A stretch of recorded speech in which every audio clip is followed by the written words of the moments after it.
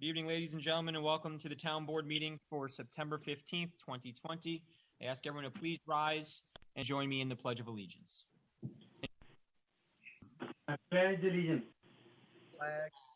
Flag of the United States of America, and to the republic for which it stands, one nation, under God, indivisible, with liberty and justice for all. Thank you. Join me in a moment of silence, keeping our thoughts and prayers, all of those being impacted by the wildfires out west. Tonight, you should be able to see some of the smoke that is traveled across the country. You may even smell some of the smoke, but we keep all those impacted in our thoughts and prayers. Yes. Added to that, Supervisor, the two officers that were shot in the face in California, Yes. that we pray for them also. Yes. Absolutely.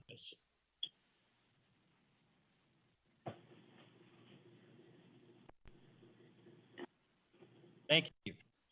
And also 195,000 people will be tomorrow morning due to COVID-19. We pray that we will be having some kind of a vaccine or something else so we can put this thing behind us. But there was a bad news today in Israel.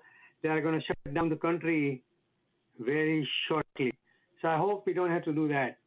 Let's pray and take a moment of silence. Amen. Thank you. Thank you, Councilman Patel.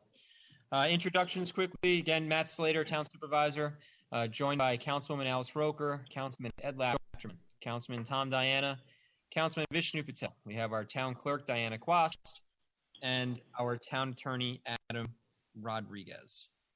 Happy to provide a report to the town on a number of items. We're going to be with our COVID update.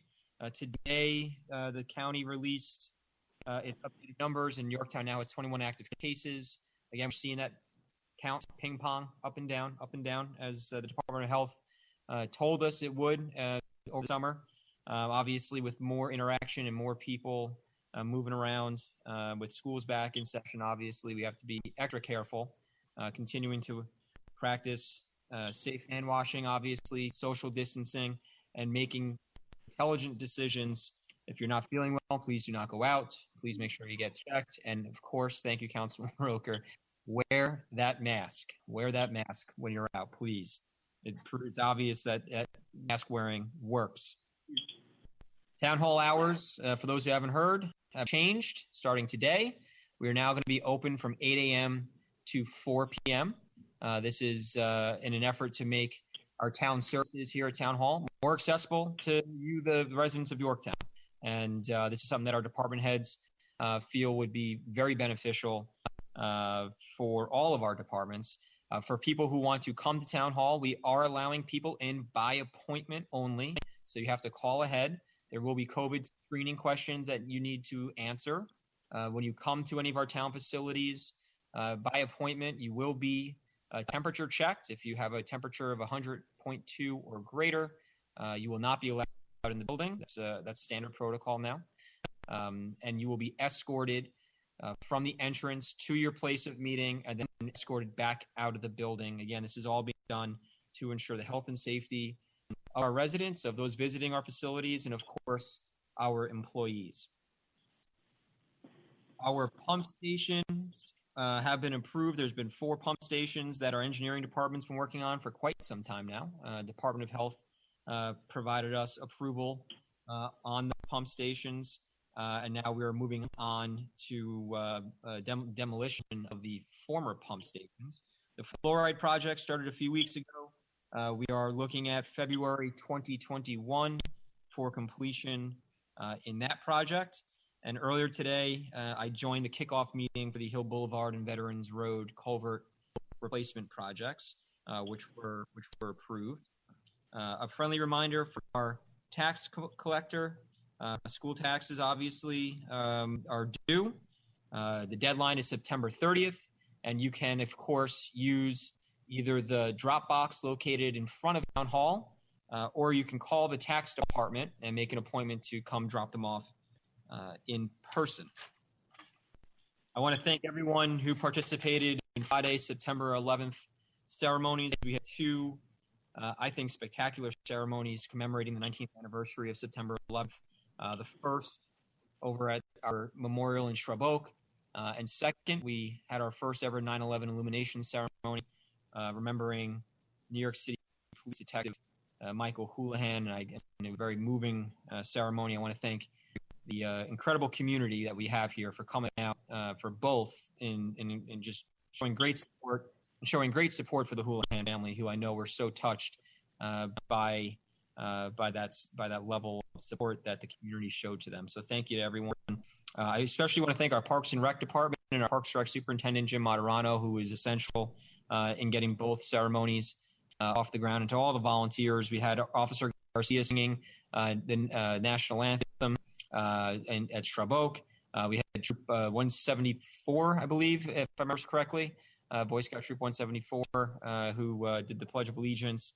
And I want to thank again the NYPD ceremonial unit, who came all the way up Friday night and did an amazing flag presentation to the Houlihan family, to Jenna Houlihan, Detective Houlihan's daughter. But so to everyone who made it possible, and of course I cannot forget Andrew Moser, who without whom the 9/11 illumination ceremony would never have happened. Mr. Moser is a longtime resident of Yorktown, owns a production company, and generously donated the equipment to make the illumination possible. So, Mr. Moser, again, thank you so much for your incredible generosity to the town of Yorktown and helping us remember all those we lost 19 years ago. Halloween parade, the traditional Lions Halloween parade has been canceled this year. It's going to be replaced by a drive-in movie over at the Jefferson Valley Mall. We're going to be playing Hocus Pocus, a fan favorite. And there will be nice. Yeah, absolutely. And there will be. I like that. There will be a trunk or treat as well at the mall. I believe that's hosted by the Lions Club and a few other civic organizations here in town. We are trying to figure out what's the fate of the Electric Lights Parade, unfortunately, as I'm sure everyone heard. New York City canceled the Macy's Thanksgiving Day Parade this year. So we are currently reassessing all of our options in regards to the Holiday Lights Parade, one of my absolute favorite events of the year. But we'll provide more information with our Parks and Rec Department and Parks and Rec Commission as it becomes available. A quick update on the Par 3 golf course. It was back in front of the planning board last night.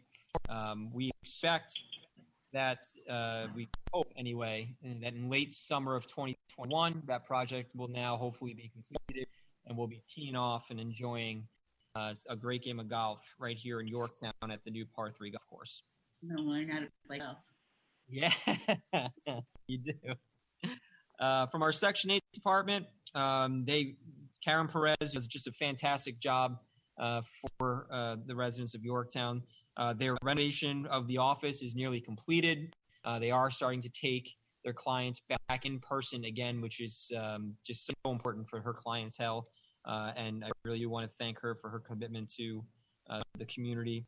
They did receive, as part of the CARES Act, actually, in May, they received money for the program, as well as in August, which is great to hear. I'm glad to hear that. From our planning department, the RFP for the Railroad Park concession stand has been released, so we're moving that forward. Looking forward to see what type of responses we get as we continue to enhance that fantastic part of our community and a great asset that we have here in Yorktown. Our Senior Nutrition Center continues to just do amazing work. In August, they were averaging about 140 meals for homebound seniors. If you include the meals that they cook for the town of Somers, they're actually cooking for over 300 seniors, which is incredible. And they just took on Cortland as well, which we just added beginning October 1st.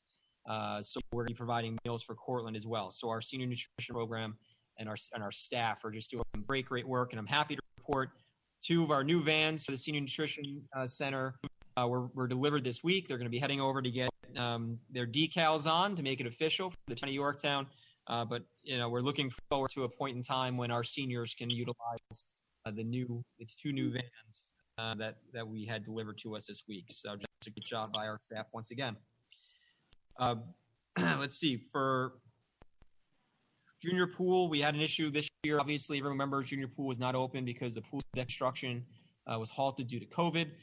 We are hoping to actually complete that project now by the end of October to ensure that junior pool is open for the summer of 2021.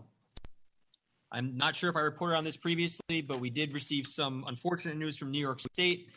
They did pull back $180,000 of AIM funding, which we receive annually from New York State, and that's due to the fiscal crisis that the state seems to be in, obviously, due to COVID.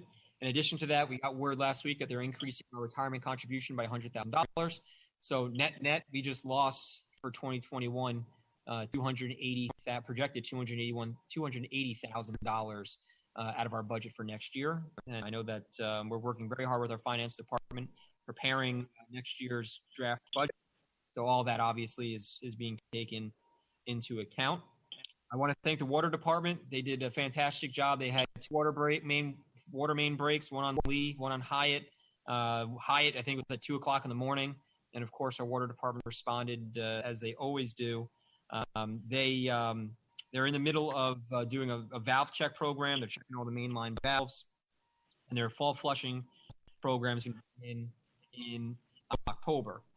Happy to report also, I remember a lot of residents received a notice in the mail, I believe it was in July, regarding a water sampling test. Happy to report that the water sampling station was installed for August. Again, this was specifically for a water line that only feeds 3 buildings. It feeds Central Garage, R&R, I think just Central Garage actually, and R&R, a refuse and recycling center. It does not feed any residential homes. And the thought behind the poor test, which was taken in June, was that it was actually during the height of COVID, and we didn't actually have employees in. And it's a very long line. Physically, it's a long line. And so it was stagnant water, which our water department believes caused the test results. We did install the water sample station in August, and the most recent test shows that the sample was once again back where it should have been. It was undetectable levels, which is great news for our water department, and I do want to thank everyone involved in that. I do have some updates regarding Destination Y, our marketing campaign. We got some metrics from Thompson and Bender earlier today. So this is the time frame that we're looking at. The campaign launched on the 10th. This report is as of the 31st of August. So about a third of the way through. We had 1,500 website visits to our Destination Y landing page, which is great. Our e-blasts are seeing an open rate of nearly 11%, which is well above industry standards. And the key thing that is really exciting, I think, from our standpoint, is we're seeing more than 40% of activity and clicks from New York City IP addresses. And we've heard a lot about people in this, city businesses and residents, and everyone's looking to join us country bumpkins in Westchester. And so we're seeing quite a bit of that being validated by the metrics. Again, that's just a really small window, third of the way there. But I can tell you that we've heard from quite a few interested individuals in bringing some really great projects to the town. We're hoping that they come through, and we're hoping that we're going to see some applications to the planning board, hopefully in the next few weeks. We did just last night. I know Councilman Lachterman was a part of it. Was on the planning board for Lowe's Pad A, which we're very excited to see move forward. So hopefully, despite the obstacles of COVID, we're going to see some exciting things come to Yorktown. And the last thing, I hate to end on a negative, but I just got to remind people again, the litter is just, again, atrocious. It's embarrassing. It's embarrassing the town. I had another resident on the north side of town send pictures from her daily walk and all the garbage that she's collecting. Liquor bottles. I mean, it's just ridiculous. It's just absurd. And I'm imploring the residents of this town, have some respect for your community, please. And if you're visiting our town and you think you're going to disrespect us, well, guess what? We got another thing coming. And we invested in more litter cameras. We've been working with our code enforcement officer. We've been working with the police, and I'm just had it. I'm tired of asking. And again, we've discussed enhancing and making permanent the litter fine, doubling that fine to $1,000. And it's my hope that we're going to be referring that out next week so that we can finally make that part of the code. But please, again, have some respect for your community, and if do not do it. That concludes my report to the town. We'll go over to reports from the council. We'll start with Councilwoman Alice Roker. I don't have anything for you, Matt. I appreciate the ceremonies, the 9/11 ceremonies that we had, and as well as your illumination ceremony. I think this community does so much to remember the people who were lost in 9/11 and those who have passed from an ailment from 9/11. Thank you. We'll go over to Councilman Lachterman. I want to start and echo that with Councilwoman Roker said, the 9/11 ceremonies in our town, a part of what, makes me so proud to serve the town of Yorktown, to see that brought to life each year, where we take an unfortunate situation, a horrible situation, and celebrate the people that talk about what America is, and that bravery and that heroism. I wanted to just touch base on a few things. The Lowe's Pad A that you mentioned, Supervisor Slater. I want to give a shout out to our planning board, because they were able to take some initiative. The site asked for them to separate two of the things there, so for their site approval, and they also they are in such earnest and want to become a part of Yorktown. They asked to separate the retaining wall that would be needed for some of the parking. The planning board did that, so they can start the project on at least part of the retaining wall part without full site approval. It's at their own expense if they don't follow through. But this shows a real determination to be a part of Yorktown and to get moving on that project. So they're actually going to start the retaining wall, and a great job by the planning board in separating that out. With the senior meals, I also wanted to just, over the COVID crisis, I was able to help out with some of the delivery, and just what our staff brings to the door for these people every day. It's not just a meal. It's just that recognition, that check-in, and it is so great to see what they do. But while we talk about seniors, I did want to mention there's some other scams going out. I just heard that a friend of, actually most of us on the board know them, I'm not going to mention their name, but they were caught in where they got an email supposedly from a prominent town person, citizen. You've heard about it, huh, Matt? I see you. Oh, no, it's happened to me. Oh, yeah.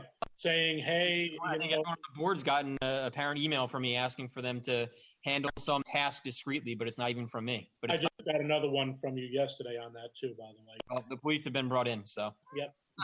But with Did you get one from me, Ed? I did not. Everybody else did. With this, they were told, hey, I'm in trouble. I need $300. Oh, yeah, I did hear about this. Card. And unfortunately, they did. And I would just say, and I know it's hard because I know my mother-in-law got a call from my nephew saying he was in trouble, his lawyer.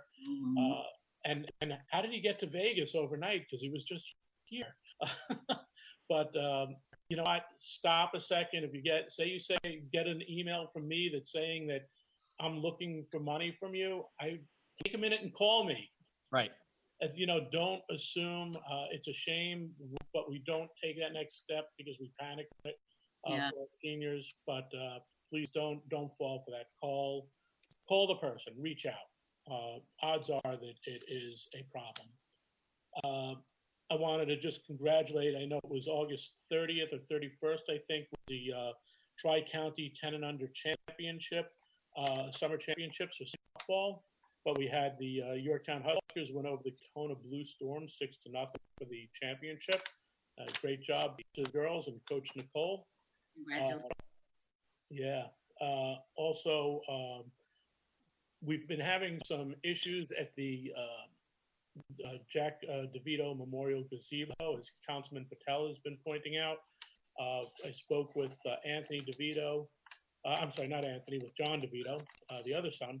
And John went down to do an inventory on what was needed, and is going to be doing some much needed repair work since the gazebo was built by the Lions and people in the town in honor of Jack DeVito and what he did for the town of Yorktown. So they want to keep that up. And then last for me, this coming Sunday, September 20th, the Sons of the American Legion are going to start back with their breakfast. It is limited seating at 25% capacity in the room. It'll run from 9 a.m. to 11 a.m. Reservations are highly recommended. It is the best $8 breakfast you can get anywhere in the United States of America. And I'm not saying that because I'm the cook. If you are interested in making reservations, please call Paul Martin at 914-980-5267. Once again, 914-980-5267. And you could get that information also on the Sons of American Legion Post 1009 Facebook site. So, and that is it for me. Thank you. Thank you, Councilman Lachman. Councilman Patel? This is going to be a shortest one, and I will not repeat anything anybody has said it before. Let me start saying today, 9/11s, I was 19 times over the ceremony, and it was really nice. So thank you. There were 4 places we went there, and it was a beautiful ceremony. And another thing, I went with the town engineer, where fluoridation plant, and they start working over there. And they are going to keep up to date to us, and I'm going to momentarily visit whenever I get a chance to see there. And I hope that looks really good, that in the end, it will be done. It took many, many years, more than 10 years. So thanks for the present board that we are moving forward.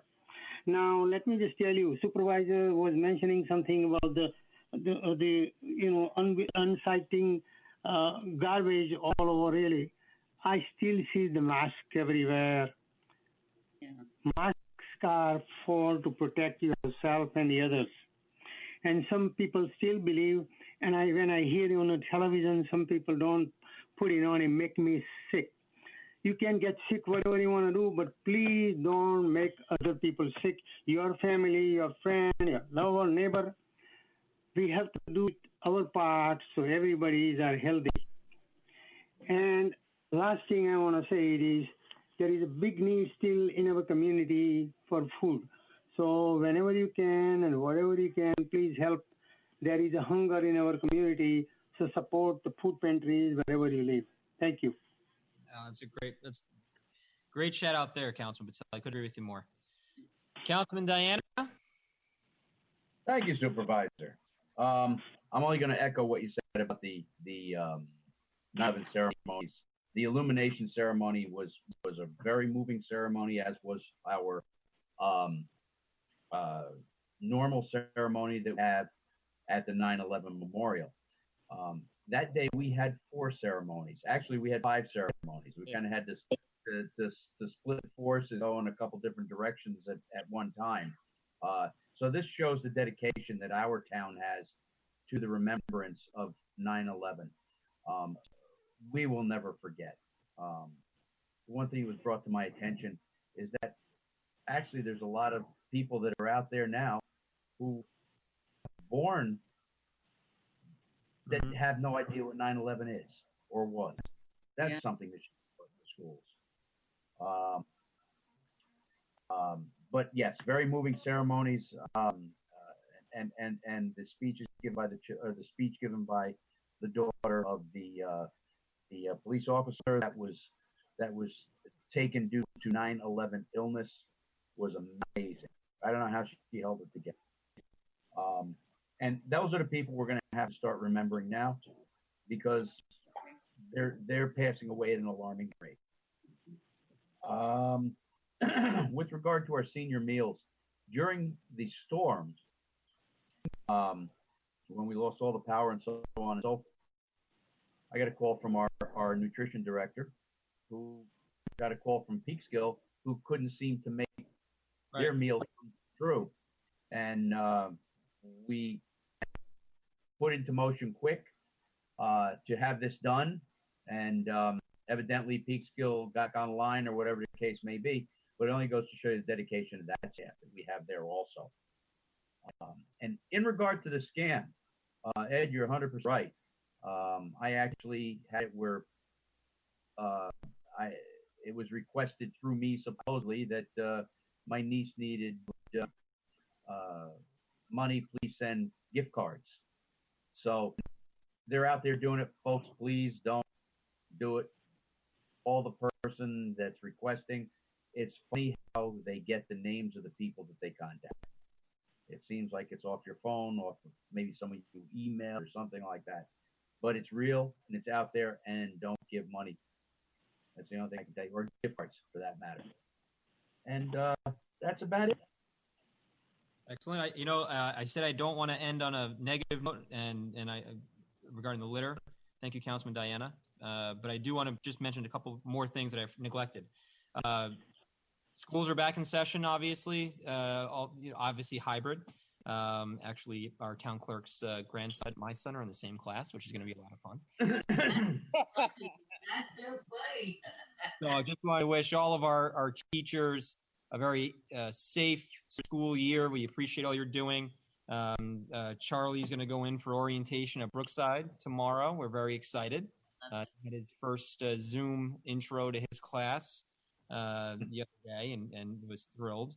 His first day over at Brookside is going to be Friday. I can't wait to drive him in. So that's exciting. And the other thing I just wanted to say was, it's also going to be, it's a special time for our friends of the Jewish faith. Rosh Hashanah is around the corner, so we did want to wish everyone celebrating, obviously, a very happy holiday. And wanted to, like I said, I like to end on a positive note with our reports. Lashana Tova all. Thank you, Councilman. Thank you. What was that, Councilman Roker?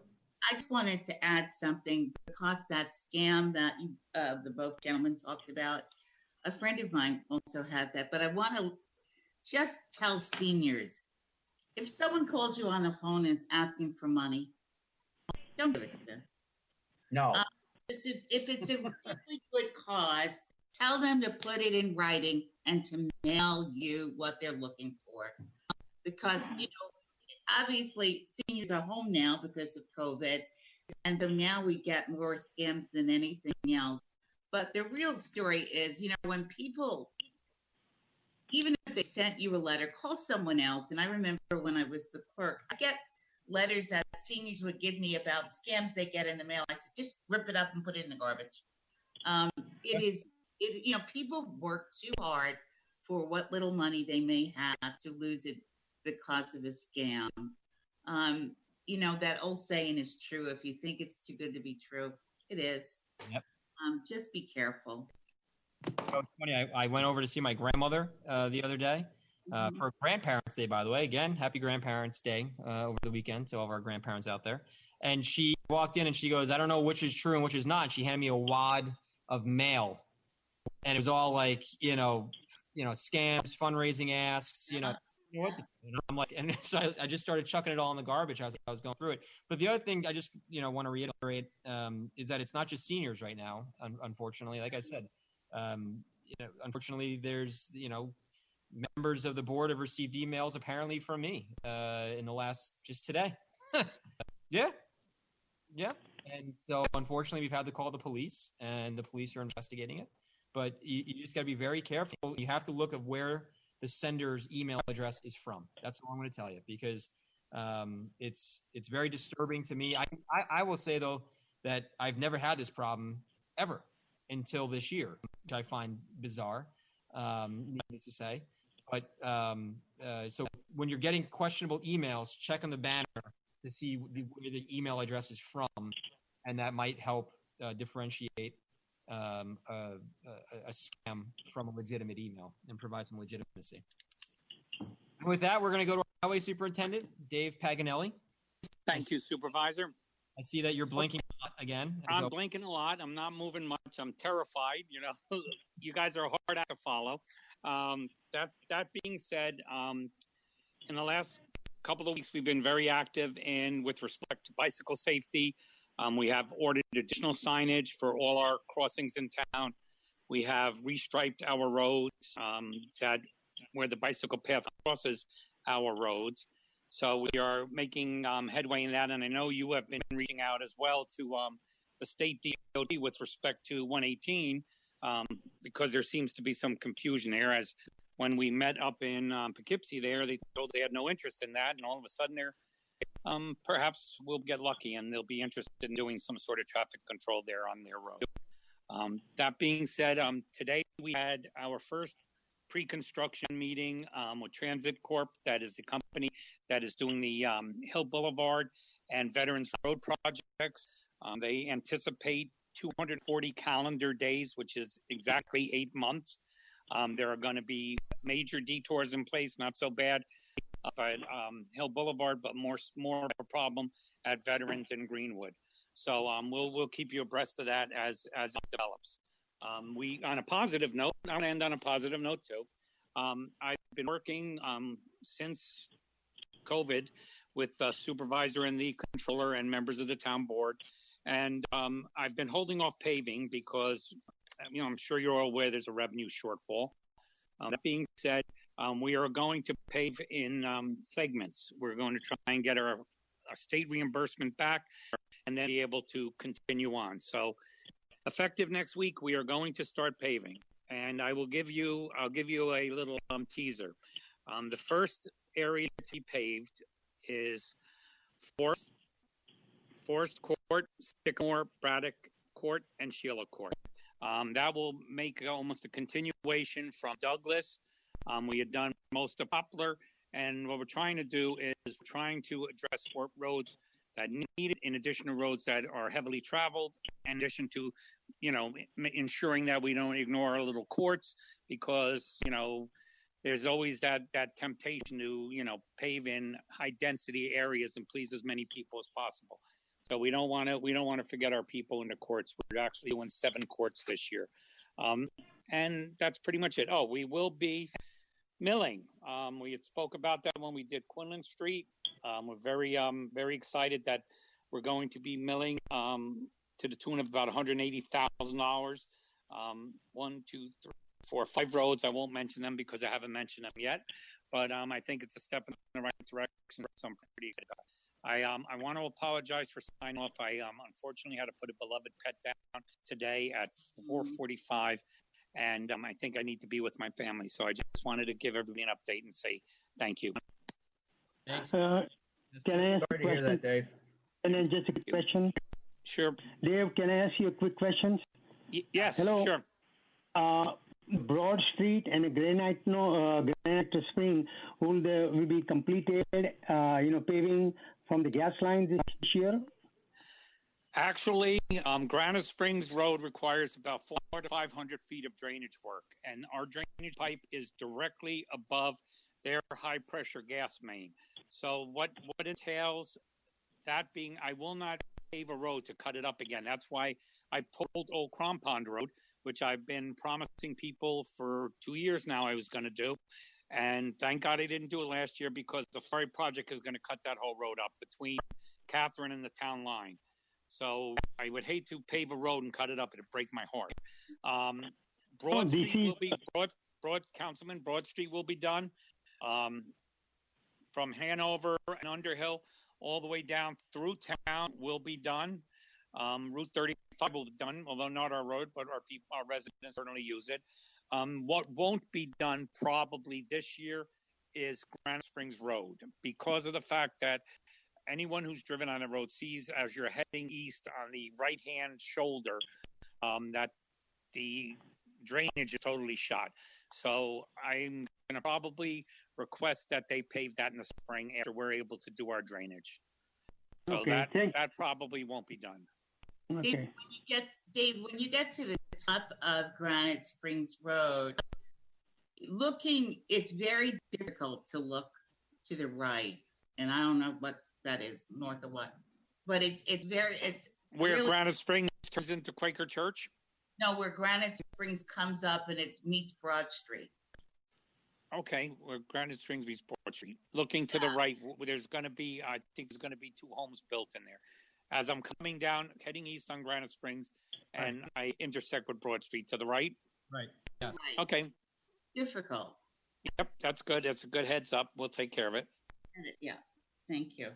Okay, thank you.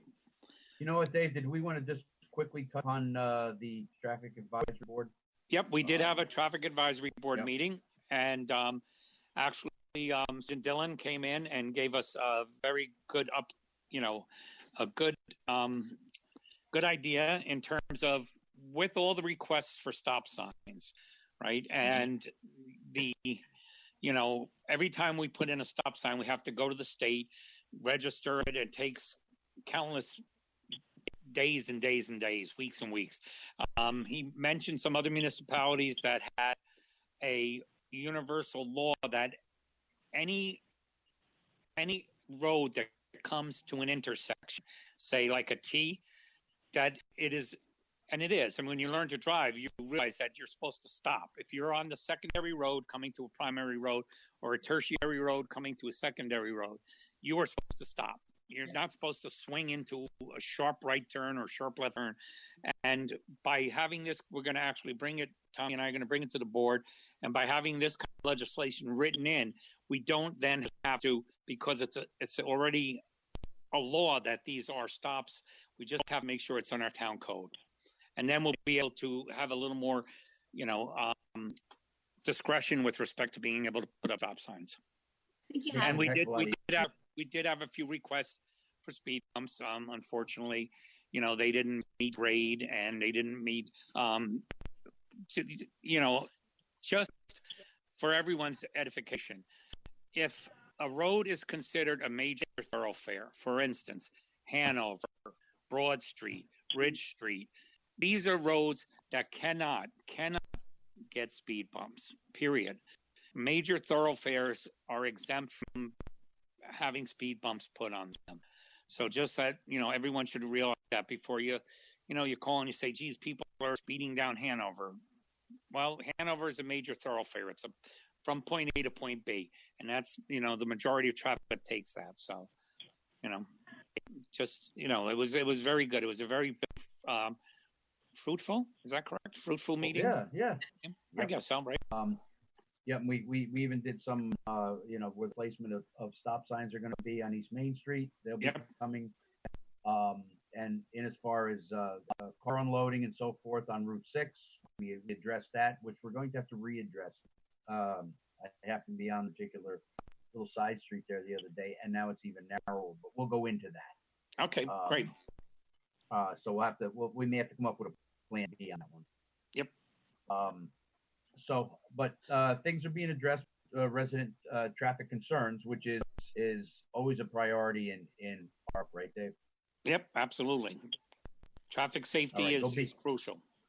Can I just say that if you're talking about I know I learned to drive in New York, and in New York, right, you've got to come to a stop when you get to an intersection. I'm not sure if you're not going to put signs that people are going to know that. That might take a big educational program. And because people are going to say, I didn't know that you passed a code, that you passed a law that said this. It's kind of like re-educating people, particularly those who already have their licenses. It's going to be a big campaign you're going to have to do. I agree. It's amazing how many people don't realize when you come to a T in an intersection that you don't have to stop.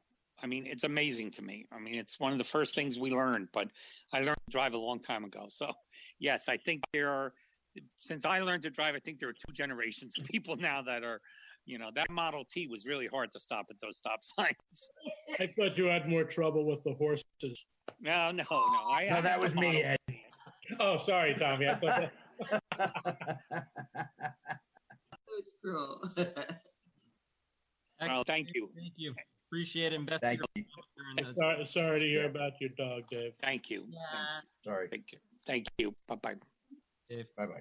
All right, we're going to move on to presentations. It is Sickle Cell Awareness Month, and Yorktown resident Jacqueline Davis Baker is our resident sickle cell advocate here in the town. She was she came to the town board last year with her team, and we're thrilled to welcome her back. Jacqueline, how you doing? Good, good. I'm happy to be here. Thank you for having me. Of course. Why don't you introduce the rest of your team who's with you tonight? Right. Okay, it should be Cheryl Cannon. She's a parent. Yep. Like myself, I'm a parent. It should be Dr. Tom Moulton. He's a hematologist, oncologist with sickle cell disease. And I don't know if Akimi Warrell's on. I didn't hear back from her, which is a patient of sickle cell disease. She actually has the disease. Has it? I don't see Akimi or Dr. Moulton, but we do have Cheryl. Okay. Diane, either of the other two? Hello. Oh, Good evening. Cheryl. Good evening. Just checking with our town clerk real quick here. No, I haven't seen those two come on yet. Okay. Oh, come on, just let them in, please. So Jacqueline, why don't you go ahead and give us a presentation on Sickle Cell Awareness Month with Cheryl? yes. Okay. Thank you. So, sickle cell, I'm a Yorktown resident, first of all, right? And I have two sons with sickle cell disease. They're adults, and I have a granddaughter with the sickle cell trait. And and Matt said, we came last year with the proclamation for World Sickle Cell Day. So we bring light to sickle cell disease, and it's an inherited red blood disease, a red blood disorder.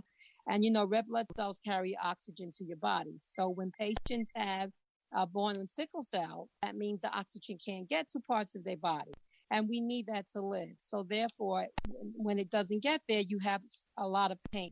And it's called a crisis. And because we have red cells blood throughout our body, then sickle cell patients are in pain throughout anywhere in their body. It can happen anywhere. And they can be in pain, for hours, days, weeks. So it's a really serious blood disorder that we've been advocating. I'm a parent advocate, so I connect with community-based organizations, and we've been advocating for sickle cell for many years. We have two bills and legislation, which I wanted Dr. Moulton to talk more about it, but I will if he doesn't come on. But we bring light to communities and neighborhoods and to the states around the United States about sickle cell. There's more than 100,000 that live with sickle cell disease. New York State has the highest amount of patients, which is about 10,000 patients living with sickle cell disease. And, we bring it to light because it hasn't gotten attention it deserves. There's a lot of research that needs to be done. Number one, a lot of funding needs to be raised for sickle cell disease. Okay, so because the patients suffer a lot of the community-based organizations that have chapters in sickle cell disease, they bring awareness, they bring resources, they help with referrals for patients, that need it to medical and non-medical services, especially referring to hospitals. Some of them need housing, they get sick, they may lose their job. So they need employment. We do education. We do counseling, and definitely advocacy. So a lot of work is needed in sickle cell. We are coming. It is starting to be recognized. I think our voices are now just starting to be heard with sickle cell disease because we have been talking about it, and we want to keep it in the forefront because so much needs to be done for sickle cell. I mean, we've come a ways with some new medications. There is no cure. And one treatment they do have is the bone marrow, and it's not as successful as they would like it to be. I think it's less successful than it is more. Okay, but we now also have something called gene editing, gene therapy, all right, which they're trying to exchange the red blood cells for normal blood cells. Right. So a couple of but you got to qualify. And with bone marrow, you need a match. And that's just not so easy for sickle cell. Like for my sons, there is no match. They both have it. And the parents, both of my ex-husband and I, we can't be a match for them because we have the trait. So there's a lot of, complications also that come with sickle cell as far as the, when you have it, you can get liver, kidney damage, you can get lung damage, you get acute chest syndrome. there's many other medical complications that can compromise the sickle cell disease on top of that. So therefore, patients even suffer more. And so what we connect also with pharmaceutical companies like, Pfizer, Global Blood Therapeutics, many pharma that are trying to help us to develop more medications that can help sickle cell patients. Because right now the treatment is to go in the hospital, you get IV fluids, because that will help to turn the blood to keep flowing. And that takes a while for some patients. Every patient is affected differently. It may, affect some long, some not. There's different types of sickle cell disease. And then also you have pain medication, which are opioids. And that's something that you don't want to have to depend on, but unfortunately, a lot of patients do. Because then also, it has to do with financial. A lot of patients don't have the finances to pay for medication. So that's another problem. And so we do connect with legislators. We've asked senators and assembly people. We advocate in Albany every year. This year, because of the pandemic, which is also causing another problem here with sickle cell patients because they are suffering. And I just want to say it's not, it primarily affects Black, the African American, but not just that, not just them. It's Hispanic, it's Caribbean, it's also people from the Middle Eastern, such as Greece and Italy. So some of them, we do have a patient, she's from Greece, and she has sickle cell disease, and she was able to give birth and everything. And, she's okay. Some of them are, and some of them are not. A lot of patients, that we don't even know about suffer with it. So, we try to keep it out there so everybody know where they can go for resources, come to us for help.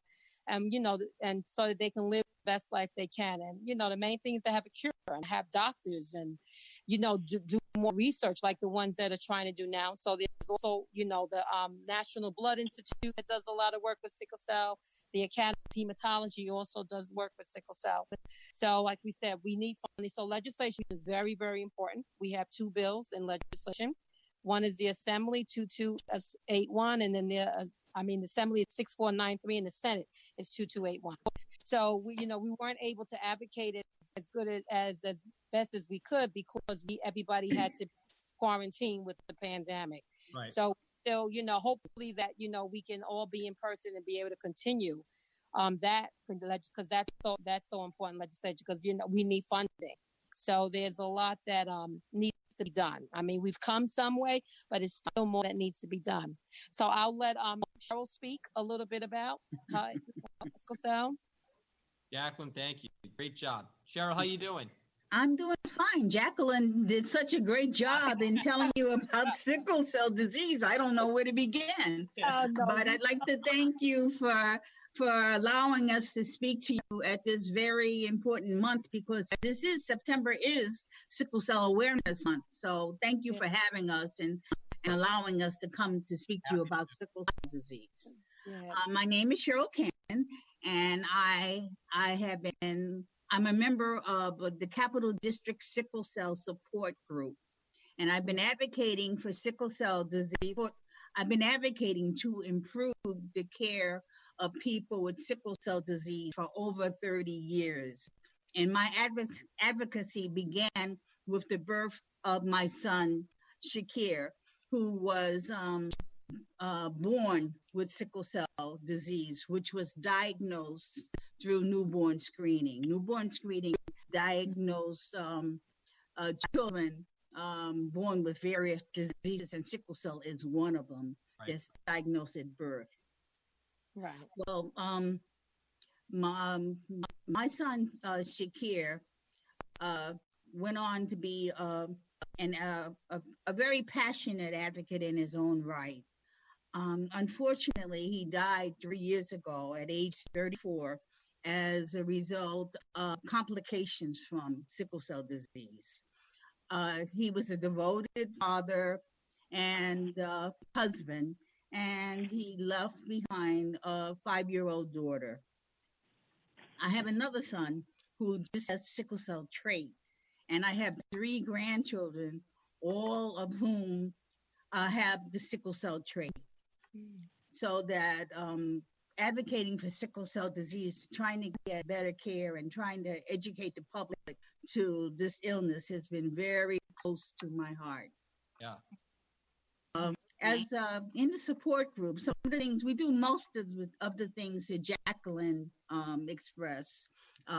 we go and we speak to our legislators because we do currently have two bills in the legislation.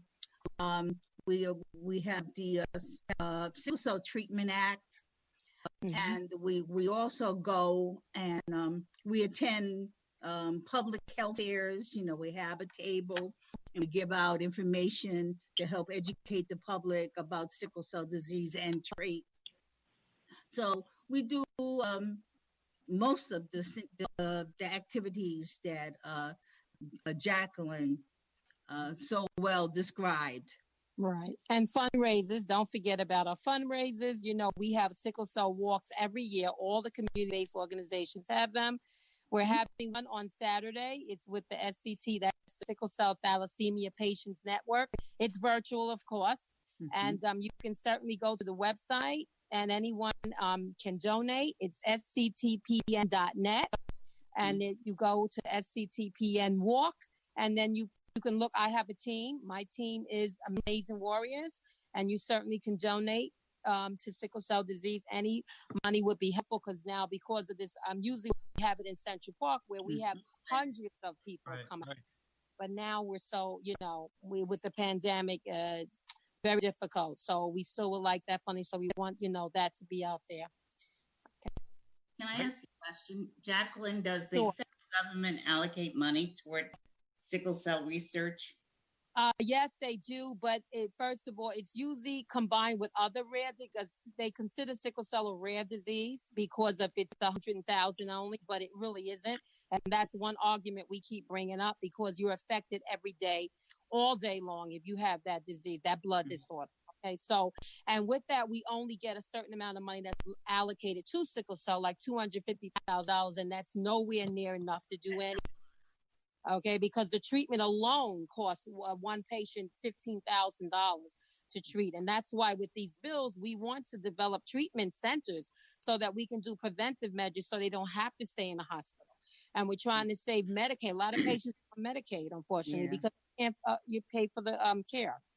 The reason I asked, and right now it's very costly to Medicaid. Right. The reason I asked you about it was because I met a woman. I worked with this woman 40 years ago whose son had sickle cell. He also died while he was in his early 30s. Tell us about the bills. Is it possible for the town to support the bills that you guys are advocating for? I was going to say the same thing, Councilwoman. Senator Sanders sponsored the Senate bill. Senator Sanders, I know Senator Sanders from my time in the legislature. He's a great guy, and I think that we should support him. Right. And the assembly is Alicia Hyman. She's one that the sponsor for that bill. So we need a lot of support for the sickle cell bill. No, we had some co-sponsors to sign on the bill. Okay, I think Assemblyman Kevin Burns, he signed alternate co-sponsor for the bill. So we have New York City, all the assembly people, so we still need, it's still not enough for them to bring it to the floor in Albany. And we have some sponsors in Albany as well. And give us where we send money again. Tell us how we can donate. SCTPN.net. Right, SCTPN.net is one community-based. There's a few community-based organizations. There's Candace Sickle Cell Fund. There's the New York State Sickle Cell Advocacy Network. Okay, I'm going to start a chapter in Westchester County. I'll have a meeting with the board. So I will be doing that. So this way, as I continue to advocate, because I go to all the health fairs or festivals that Yorktown had. I was at the LaGrange. I was at the street fair, and I'm spreading awareness about sickle cell that way, and also the African American Festival up in Valhalla. So this way, when I have the Westchester chapter, it'll be a resource where more people can come local right there to Westchester. Because the other ones are in New York City. So that is coming in the works, and that'll be out soon. And we're definitely going to spread the news about that. So, but right now, please, anyone can donate. I have an email I can send out. My email, if anybody has any questions, any kind of referral, any information, please email me at, my email, Matt has it, is tchexe@hotmail.com. Yep, I can circulate that to the board. And I gotta tell you, when Jacqueline told me she was going on this journey of establishing the Westchester chapter, of pouring her heart and soul into the advocacy. And now that you're on the verge of establishing the Westchester chapter, it's fantastic. It really is. Yes. I actually had a question, Jacqueline. During and Cheryl, maybe for you too. Do any of the chapters do any raffles, anything like that? Oh yeah, sure. They do raffles. Mostly all of them do. I know the one in it's the New York State chapter. That's actually in Queens. They do that because they have, every organization has one big fundraiser, and it's usually some kind of dance, and they invite everyone and they honor and give out awards. Do scholarships. They provide scholarships. To a lot of sickle cell patients that have actually made it and able to go to college, because so many have not. They had to stop right in the middle. Yeah. So that's important. So, so we always do all kinds of fundraisers, but sometimes it's just not as successful because we just don't get enough people to donate to sickle cell. I mean, it's like, in that back burner there. And so that's why I want to keep it to the forefront. We're glad you're talking because we have great residents in the town of Yorktown. Right. And I've seen that because I'm always out there. So you'll find me. I come to meetings. I'm out there. So anything that Yorktown has, I participate in. So because it's important to be, share it with the community. You never know who may be affected. You never know who may have the trait. Okay, because as I said, it's not just a Black disease, so it could be anybody else. If and that's why our communities being so diverse now, you really don't know. Regardless of whether or not it's a Black disease or whatever, it's a disease. Right. Regardless of what they look like, Yeah, I think that's true. So I think that if I can, you've got Assemblyman Byrne, who's a sponsor. I know Senator Harkin's a sponsor in the Senate. Yes. If the board's amenable, I feel that we should pass a resolution urging the passage of A6493 S2281 and urge the governor to sign it upon the immediately. Oh, that would be great. Awesome. We'll entertain a motion. I agree. Excellent. All right, all that's great. Aye. Opposed? None. Motion carries. And so we'll have that printed and sent up to our to the governor and to the state legislature. We'll get you all a copy, and just to keep doing a great job advocating for such a worthy. Yes, we are. We're going to continue because we have a lot more to come, and we're getting a lot of help now, and we're getting attention now. People are hearing us. Absolutely. So that's so important. Yeah. And know you've got partners right here in the town of Yorktown. You let us know how we can be supportive, how we can help you. And when you open that Westchester chapter, know that you can call Yorktown home. I hope you do. Yes, you'll be. I will contact you because you've always been there. You helped me ever since I came to see Senator Murphy, and just to ask about it. And I was new to the town, and you stepped up and helped out. So I really appreciate that. Thank you.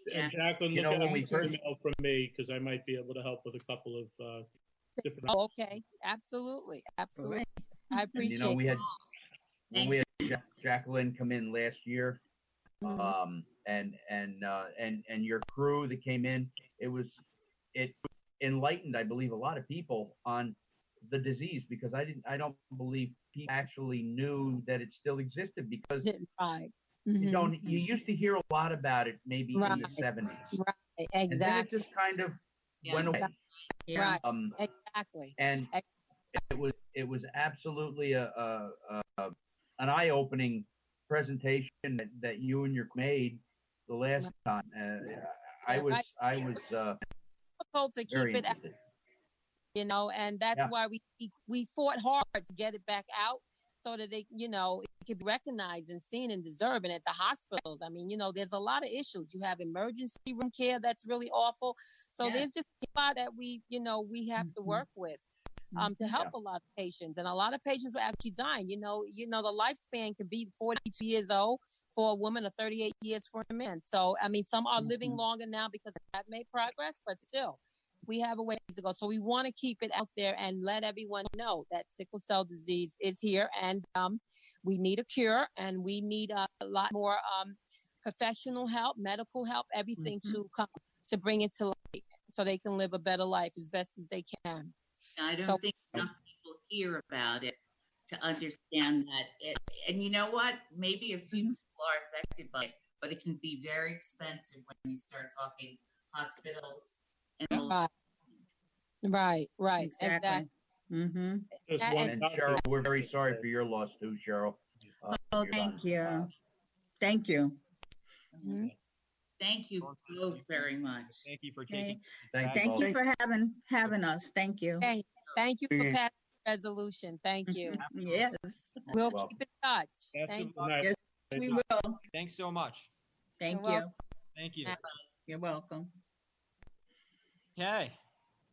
It's always good to see Jacqueline, such a passionate advocate, and Cheryl as well. Yeah. Great to hear from them. We're going to move on to our next presentation.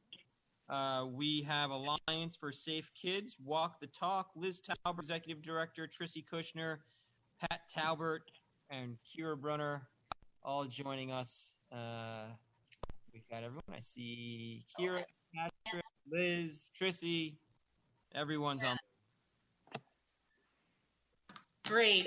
Okay. Hi, everyone. Thank you so much for allowing Ask some time this evening to share some good news with you. I'll introduce, we have quite a few representatives here with us this evening, and I'll introduce them as we move along. But first, I just wanted to catch the community up on what has been going on with Ask. My name is Liz Talbert, and I'm the Executive Director at the Alliance for Safe Kids. And since March, Ask has been very active with a variety of virtual initiatives. We introduced 2 virtual resource guides, the Yorktown Together COVID-19 Resource Guide and the Yorktown Together Resource Guide for Diversity, Equity, and Inclusion. We engaged so many student volunteers in virtual community service over the summer and even now as school has begun, and Kira Brunner will tell you more about that next. But that's been really exciting to see the volunteers embrace the virtual opportunities, because we were so used to working with them one-on-one, but this has been really exciting.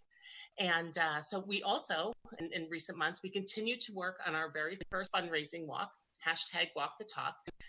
First, we had to reschedule it, and then we made a very big and exciting change that Patrick will tell you about soon. And then since we unfortunately had to cancel our 10th annual Save a Life in March, we needed to rethink how we could continue to share vital information resources in a similar workshop format with the community. And that's how Ask Save a Life webinar series was born. And I'm pleased to share that the most recent installment is this Thursday, September 17th at 7 p.m. The title is Achieving Wellness This Back to School Season, helping families find a healthy balance between school, work, and social life during COVID-19. And I think we all can agree that I know the topic is a little lengthy, but you have to realize that anyone in the community can plug right into this webinar and find some really useful information as a takeaway. And the webinar is being presented by 2 local counselors, and it's free. Registration is required, and you may do so and learn more about the webinar and the presenters on our website, allianceforsafekids.org. And even if you're not free on Thursday at 7 to attend the webinar live, I encourage you to register, because very shortly after the live presentation concludes, a recording of it will be sent to every email box of everyone who had registered. So if anyone watching has any questions about anything that I just mentioned, I encourage you to reach out to me at my email, which is liz@allianceforsafekids.org. And so now I'd like to introduce Kira Brunner, our Ask Volunteer Coordinator, to share some good news with you. Hi, Kira. Hi, everyone. How are you? Good. How are you? Good, Kara. Doing good.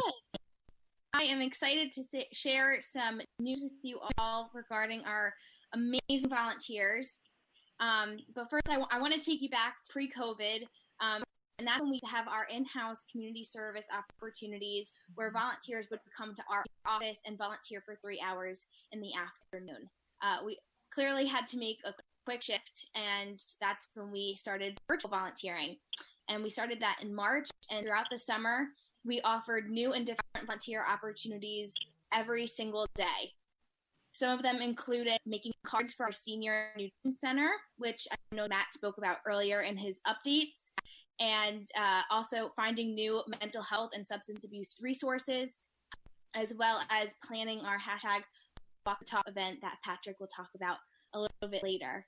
So between the months of July and August, 750 hours of thoughtful service were accumulated by our volunteers. And that's a number that I'm just so proud of. Our volunteers are amazing, and it's something that's should be celebrated. And so we've had such an influx of volunteers from the start of COVID.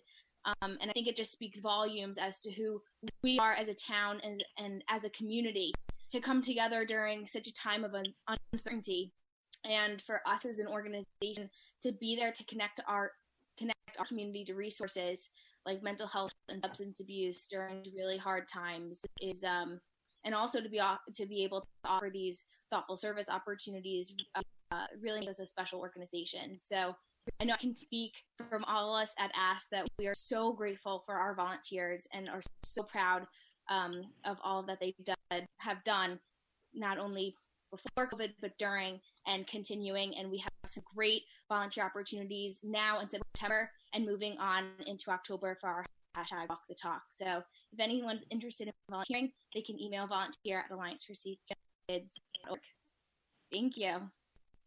I would also like to add that Kira has just been extraordinary during this very unusual time, because when we first, thought about how can we retain our volunteers and engage new ones, we had a volunteer Zoom meeting that the first one was not very exciting, but Kira she got very creative, and I sit in on these meetings like a fly on the wall, and it's really just so exciting and beautiful to see the way she interacts with the youth and engages them. So we are so grateful to have her on our team to do that.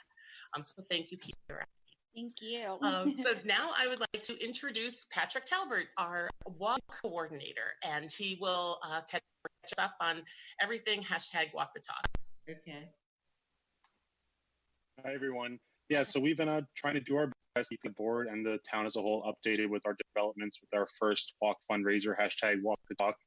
And now we're looking forward to a fully virtual event that's going to be taking place throughout the entire month of October of this year. So we're very excited about that. So with hashtag Walk the Talk being a full month, we're able to honor October being Emotional Wellness Month, as well as wrap the month up with Red Ribbon Week, which is a national awareness campaign for alcohol, tobacco, drug, and violence prevention. So virtual hashtag Walk the Talk going to be including weekly webinars and Ask Talks, which will both serve as the talk component of Walk the Talk. And then, of course, we're going to be having safe walks throughout the community. So like I said, the weekly webinars will be focused on topics such as emotional wellness, mental health awareness, thoughtful service, and substance use prevention. And the Ask Talks will be short videos shared across our social media platforms that share stories and discussions dealing with those same topics and more. And lastly, we're encouraging registrants in the walk to walk where they want, when they want, with friends and family, or on their own. We'll actually be holding smaller pop-up walks at popular walking destinations throughout town, which we're really excited about, following all health and safety guidelines, obviously, but we want to give this as an opportunity for friends and family to come out and walk in many of the great walking destinations that we have around Yorktown. We are also encouraging everyone to share their Walk the Talk experience using the hashtag Walk the Talk on their social media accounts and sharing that and tagging Ask as well.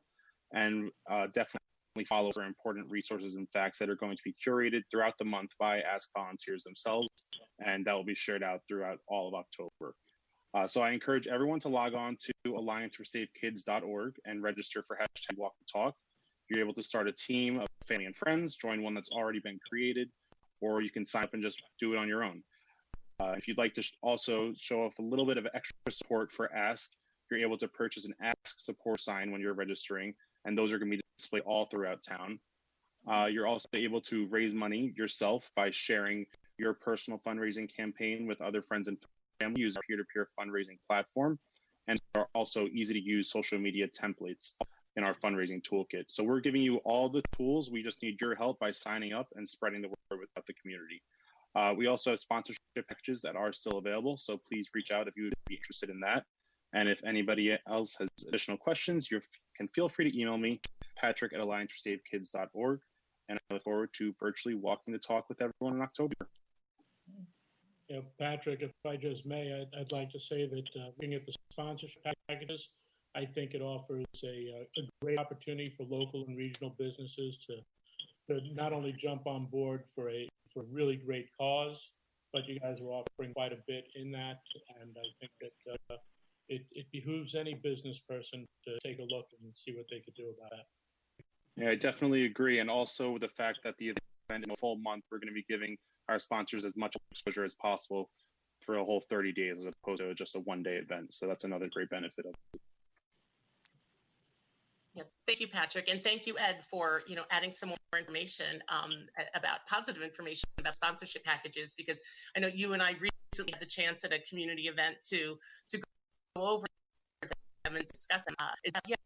There are a variety of opportunities for local businesses and organizations to support ASK by sponsorship for this event. And Patrick mentioned the exposure will be for an entire month, which is really fantastic. So if anyone, and there's still time to get your business name on the T-shirt, so that's important to know. So if anyone is interested in finding out more about any sponsorship packages or anything at all about hashtag Walk the Talk, please reach out to either Patrick at allianceforsafekids.org, or myself, Liz at allianceforsafekids.org. And please go to our website, allianceforsafekids.org, to register for the walk. And now I'd like to introduce Trissy Kushner, our board president. Hi, and I'm just making sure that you can hear me. I keep getting a picture of a phone on my phone. Oh, we got you. No problem. Okay, perfect. Yes, and I wish that I was sitting here to make some wonderful announcement, but I have been asked by our board of directors to just provide a little bit of bittersweet information. That last night the board of directors for the Alliance for Safe Kids was able to approve the 3-month operating budget to get us through the end of 2020. We have, for over 10 years, we approved annual budgets, and for the past 4 years, we switched that over to 6-month budgets. And then we, last night was the first time we've had to approve a 3-month operating budget. This will get us through with our executive director and our programs through December 31st. We've had the 10 years of federal funding that substantially funded probably 80 to 90% of all our expenses. But in the past 4 years, we've done a combination of New York State grants and local businesses and wonderful families. And we've reached a juncture where we have exhausted all federal and state funding. And so our board has asked us to kind of move forward with a dual process, one in which the beginning of 2021, we're working with the Attorney General to just begin the process to dissolve the 501c3 without funding. But we're also, the other component is to work very closely with our town, our schools, every organization in the community to make sure that we find all the right places to connect our resources, our programming, and all of the work that has taken place over the past 15 years. We are looking forward to sharing more information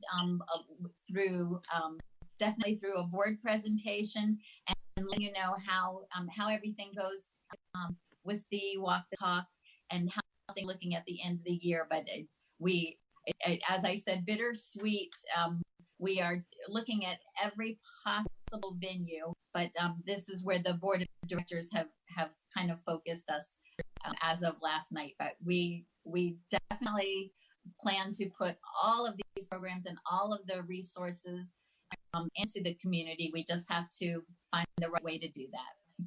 So sorry for that news, but everything is still good, and we're still planning to get it in. We just have to find a different way to do it. I don't think I've heard anything this sad in a very long time. This is very difficult. When you say you've exhausted federal and state, what does that mean? So so we were eligible for 10 years of a drug-free community grant, right. And we've gone back through CADCA, through SAMHSA, and what coalitions have usually done is they've kind of merged into a youth bureau with their larger towns or communities, and we're just a smaller community. The other coalitions have all folded, but we were able to maintain for 5 additional years. We do have an additional New York State education grant, but that's enough to get us through part of 1 month. So we have just exhausted as far as state and federal funding. We're doing, as you can see with the Walk the Talk, we're doing everything we can locally, but we definitely haven't stopped. It's just we will not be able to move forward as a 501c3 with any staff. And so that's what the board is looking at right now, how to make sure that we're still getting these resources into the community, but without a director or anyone helping to work on the programs. As of March of this year, we had something that was going to be pretty ready for ask. And I had a brief discussion with Liz when we had the Shed the Meds. And it's still going to happen, but I don't think it'd be enough to keep you guys going for a long time. But so, if you would tomorrow or the next day, give me a call offline either, and so I can discuss some of those things with you, and maybe it might work out. I don't know, but it might. I'm going to ask the board, just in what they've done for 15 years, I don't know that we can measure the success, the number of people they've been able to help. I don't think we're able to calculate that, but I think certainly before December, we can send a letter to all of our people, whether it's in the federal government or the state government and the governor, just to talk about what you've meant to our community and what will happen for the young people. I look at Kira. I see her when I go to town hall, but kids want to talk to kids. That's what makes you successful. The video that Rotary sponsored for you was, I remember when I came out of the theater, I just said, wow, there is so much help parents need today. And to me, this is really wrong. This is wrong. So, I'm going to ask the board to join with me and agree to send a letter, because you know what? It's not like I don't believe in, we haven't fought yet. We need to be able to fight for you. Maybe we will lose, but I'm on the assumption that we'll give it a good fight first. Couldn't agree with you more. Count me in, no problem. We're happy to do it. I've been talking with Trissy about some potential ideas that we very briefly kicked around. But I agree with Alice. I don't think that we should give up yet. I raised this with some of our state legislators earlier in the year before COVID hit, to try to, secure some grants that can continue with some of the programmatic pieces of Alliance for Safe Kids. But I agree with Alice. I don't think that we should give up on it yet.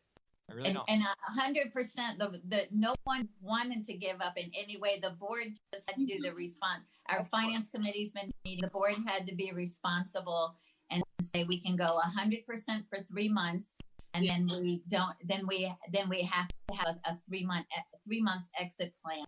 But we plan on searching everywhere possible over the next 3 months. I promise. Here's the good news: between Alice and myself, we know some pretty good people up in Albany, in the state at least, and beyond. So why don't we have an offline conversation with the two of us, with Alice, myself, Jesse, and Liz, and let's put a game plan together, and let's just keep see what we might be able to pull out of our partners in higher levels of government and come up with creative solutions. Perfect. We would appreciate that so much. Thank you so much. The work you do is so worthwhile. Kids talk to kids. Kids will not open up many times to adults, but they will to another kid. And I can't even imagine how many kids you've saved. And so now is our time to work for you. And we will. Thank you so much. Thank you. Right. Well, thank you very much for Alliance for Safe Kids. We'll have an off-the-line conversation. But hashtag walk the talk coming up. It's going to be a great event. I know you can count me in on it, and we're looking forward to making this a very successful, another successful event for Alliance for Safe Kids. Thank you so much for all you do for our community. Great. Thank you, everyone. Have a wonderful evening. Thank you. Bye. Thank you. We'll make Good night, guys. All right, now we're going to go. Very disappointed. Now we're going to go over to Matt Geller, who is joining us from. Is it sunny out there? The sunny state of California. I know you got. I would say very smoky state of California. Yeah. That's a better way of describing it right now. Matt, I know you had some issues last week, but we're very, very happy that you can join us and talk about your company and what it could potentially do to help enhance the Yorktown experience here. And so if you wouldn't mind, take it away and present to the town board. Sure. If you don't mind, I'm going to share my screen. Okay. Yep. Diana should give you, our town clerk should be able to give you permission to do that.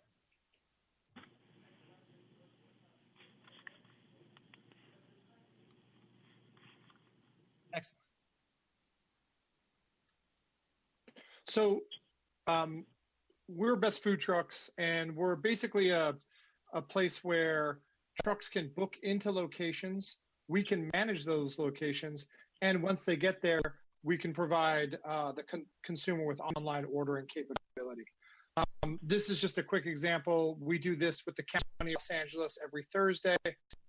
People only online ordering. You can see on the right, people can scan that QR code, the menu pops up, and they can order. Most of the time, once people get into it, they just download the app.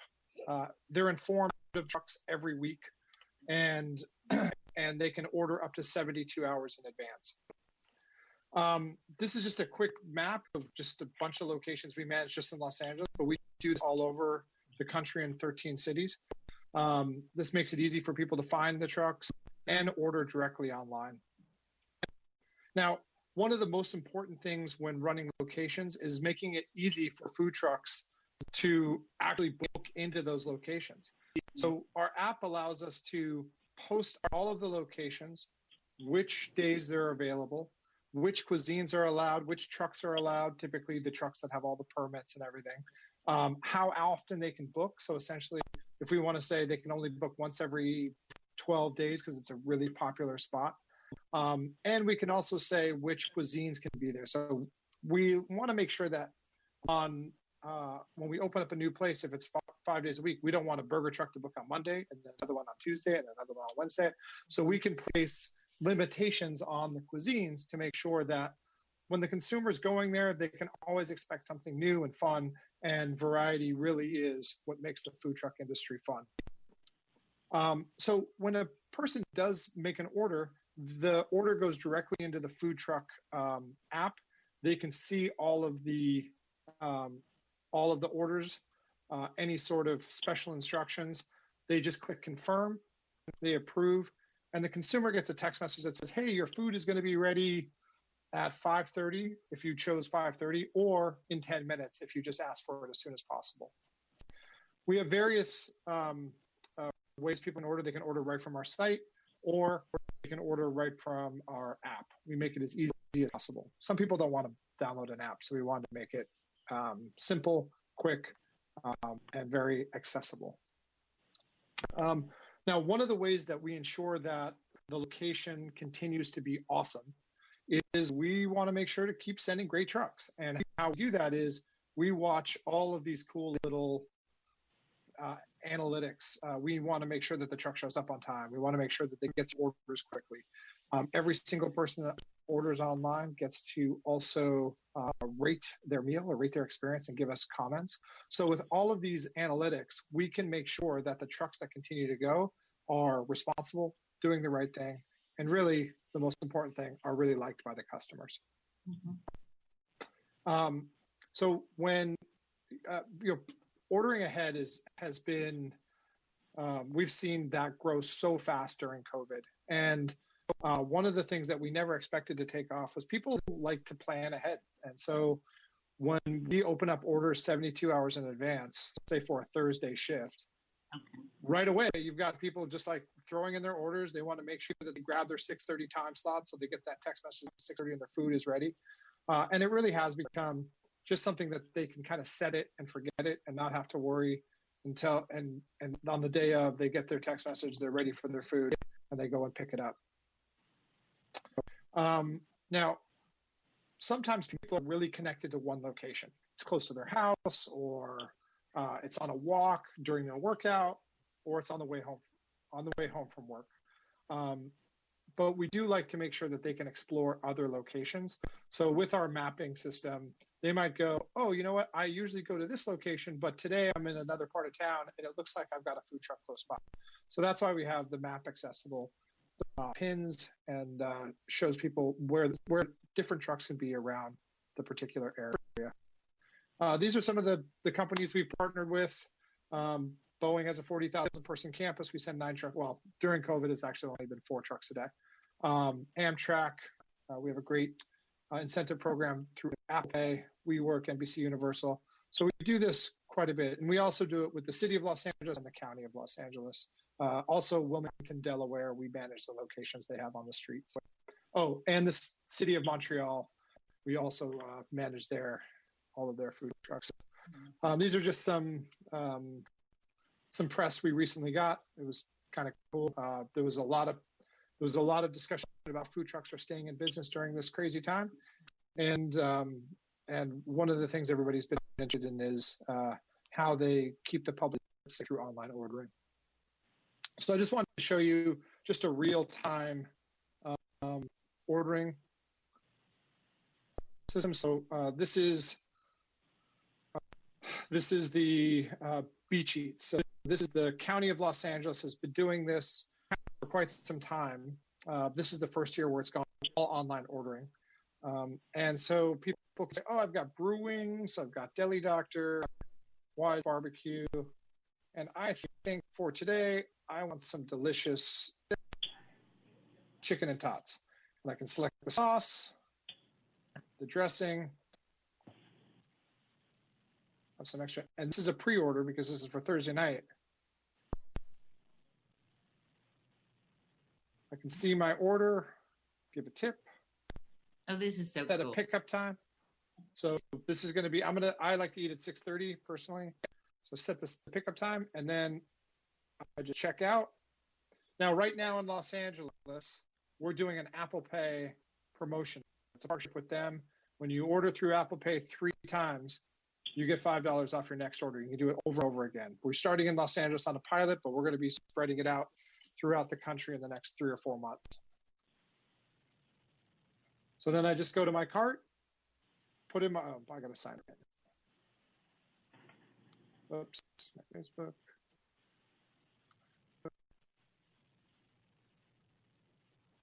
And I just pay here. I just put in my credit card information and I'm good to go. I probably should show my credit card information now. No, we don't. So the program works really because we have 10 years experience managing food trucks throughout the country, and the technology is really a great way to keep the public safe during this COVID era.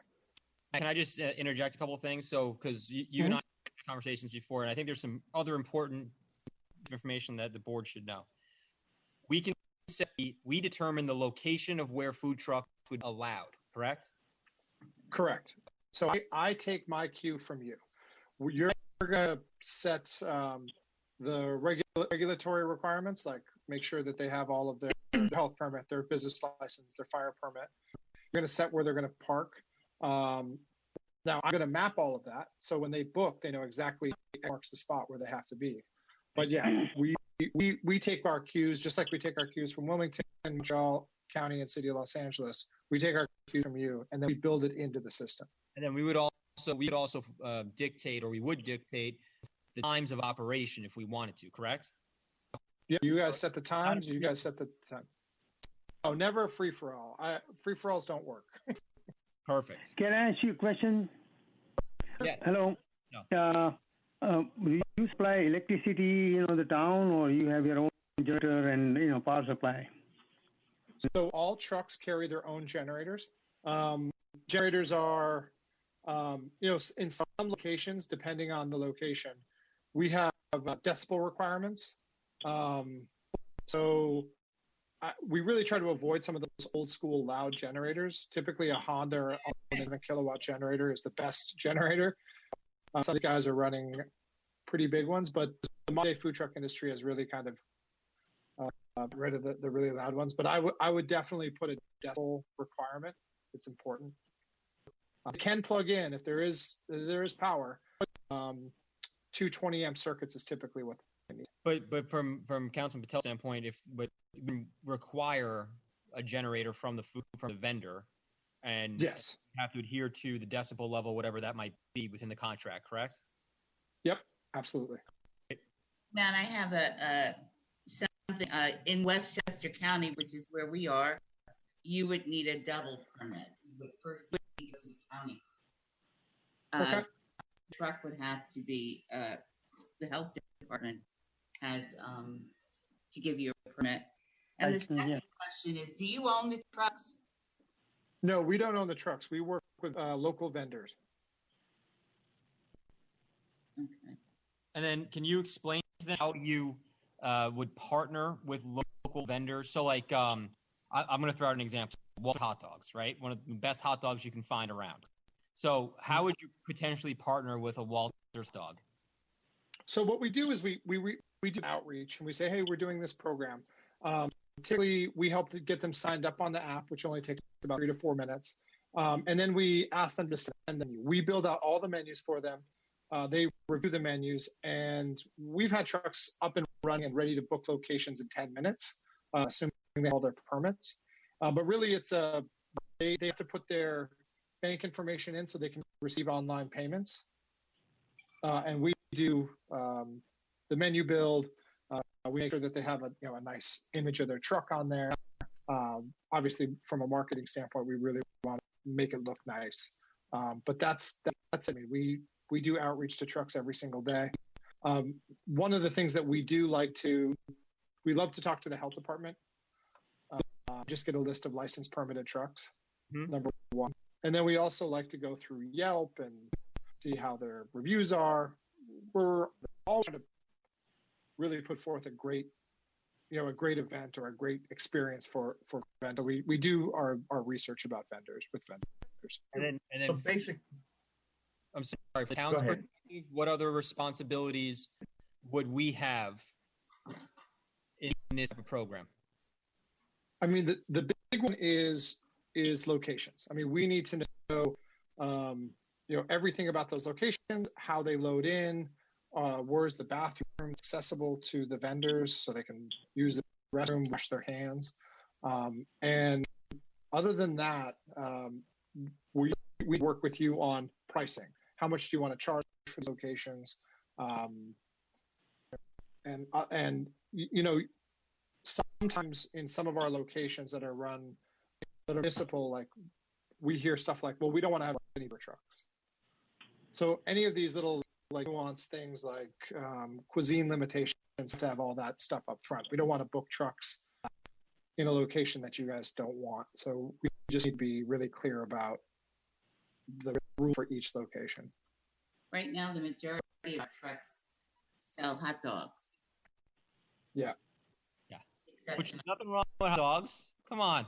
I like I love hot dogs. I love hot dogs. I like hot dogs. Walter's Water dogs.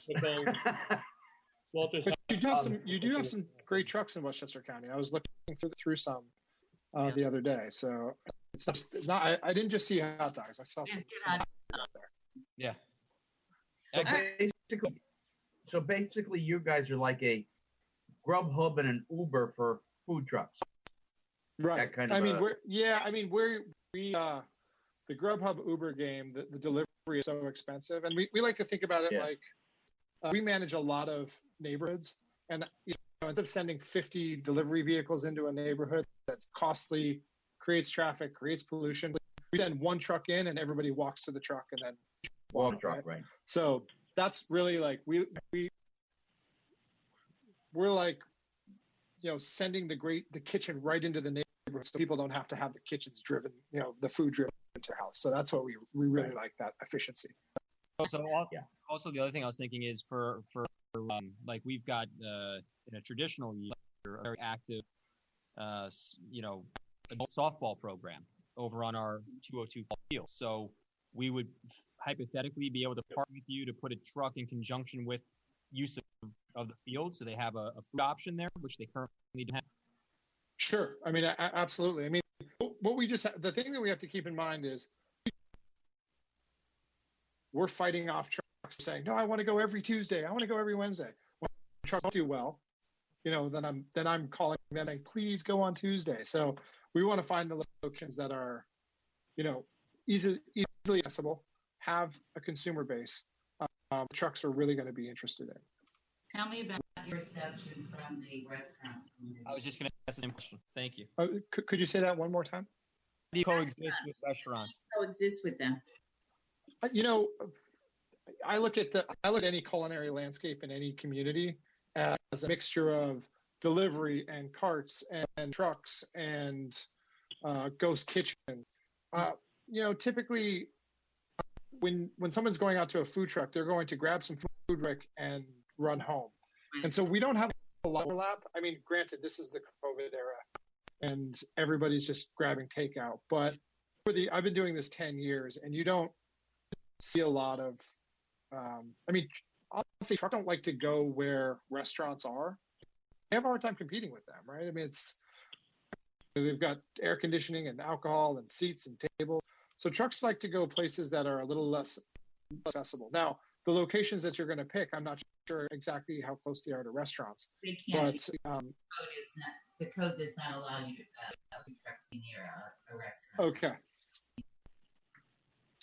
Lately, we have seen a lot of restaurants going onto the road and getting trucks because they feel like it's the only way they can stay competitive.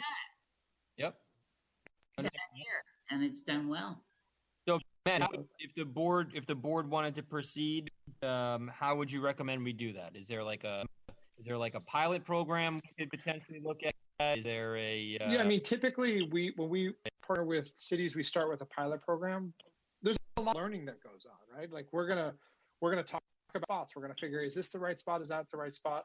And as we start to build, I mean, I would say that we would start with 1-2 locations. Mm-hmm. We work out the kinks with the 1-2 locations. Did the truck show up on time? Did they have problems in the bathroom? What can we do better at the next location? And that way, as we start to build the locations, then we also get to know the vendors. Like we want great vendors, right? We want them to be responsible. We don't want them to trash the place.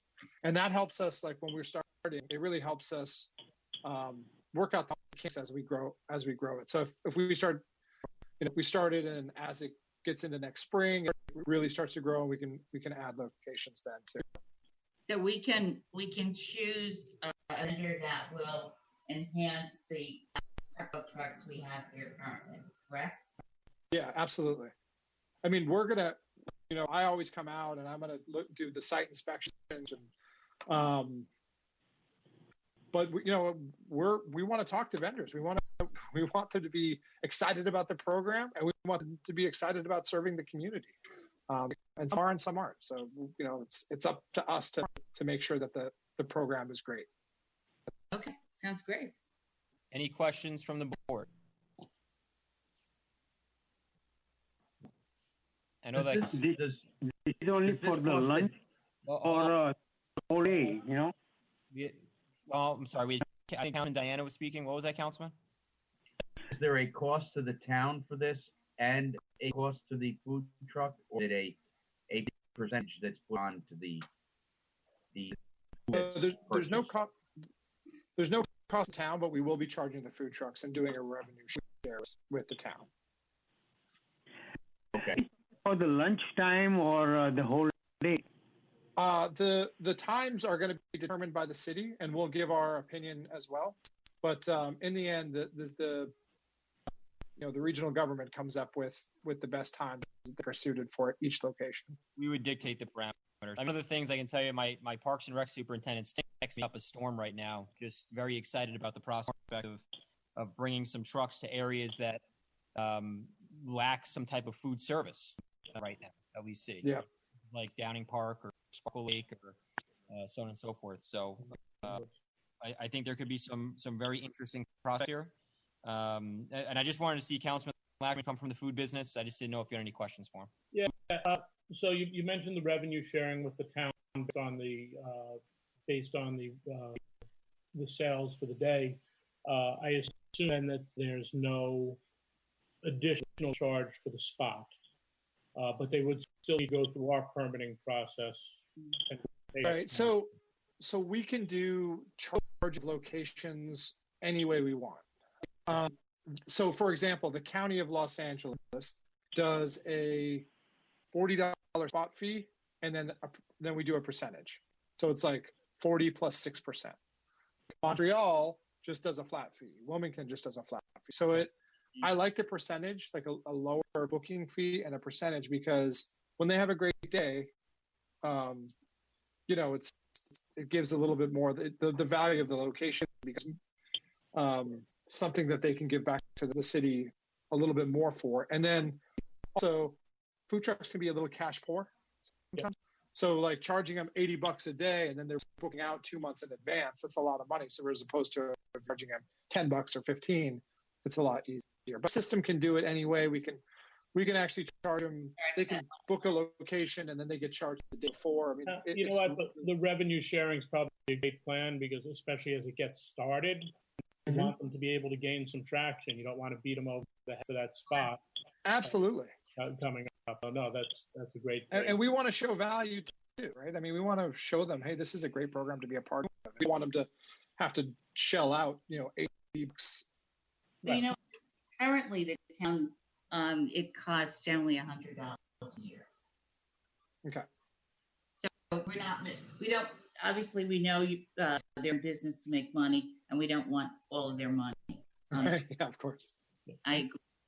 So you had mentioned, Matt, something about the menu being limited to specific items. So we're looking for trucks to be able to, if they're coming on board, they would need to cut the menu, offer specific things.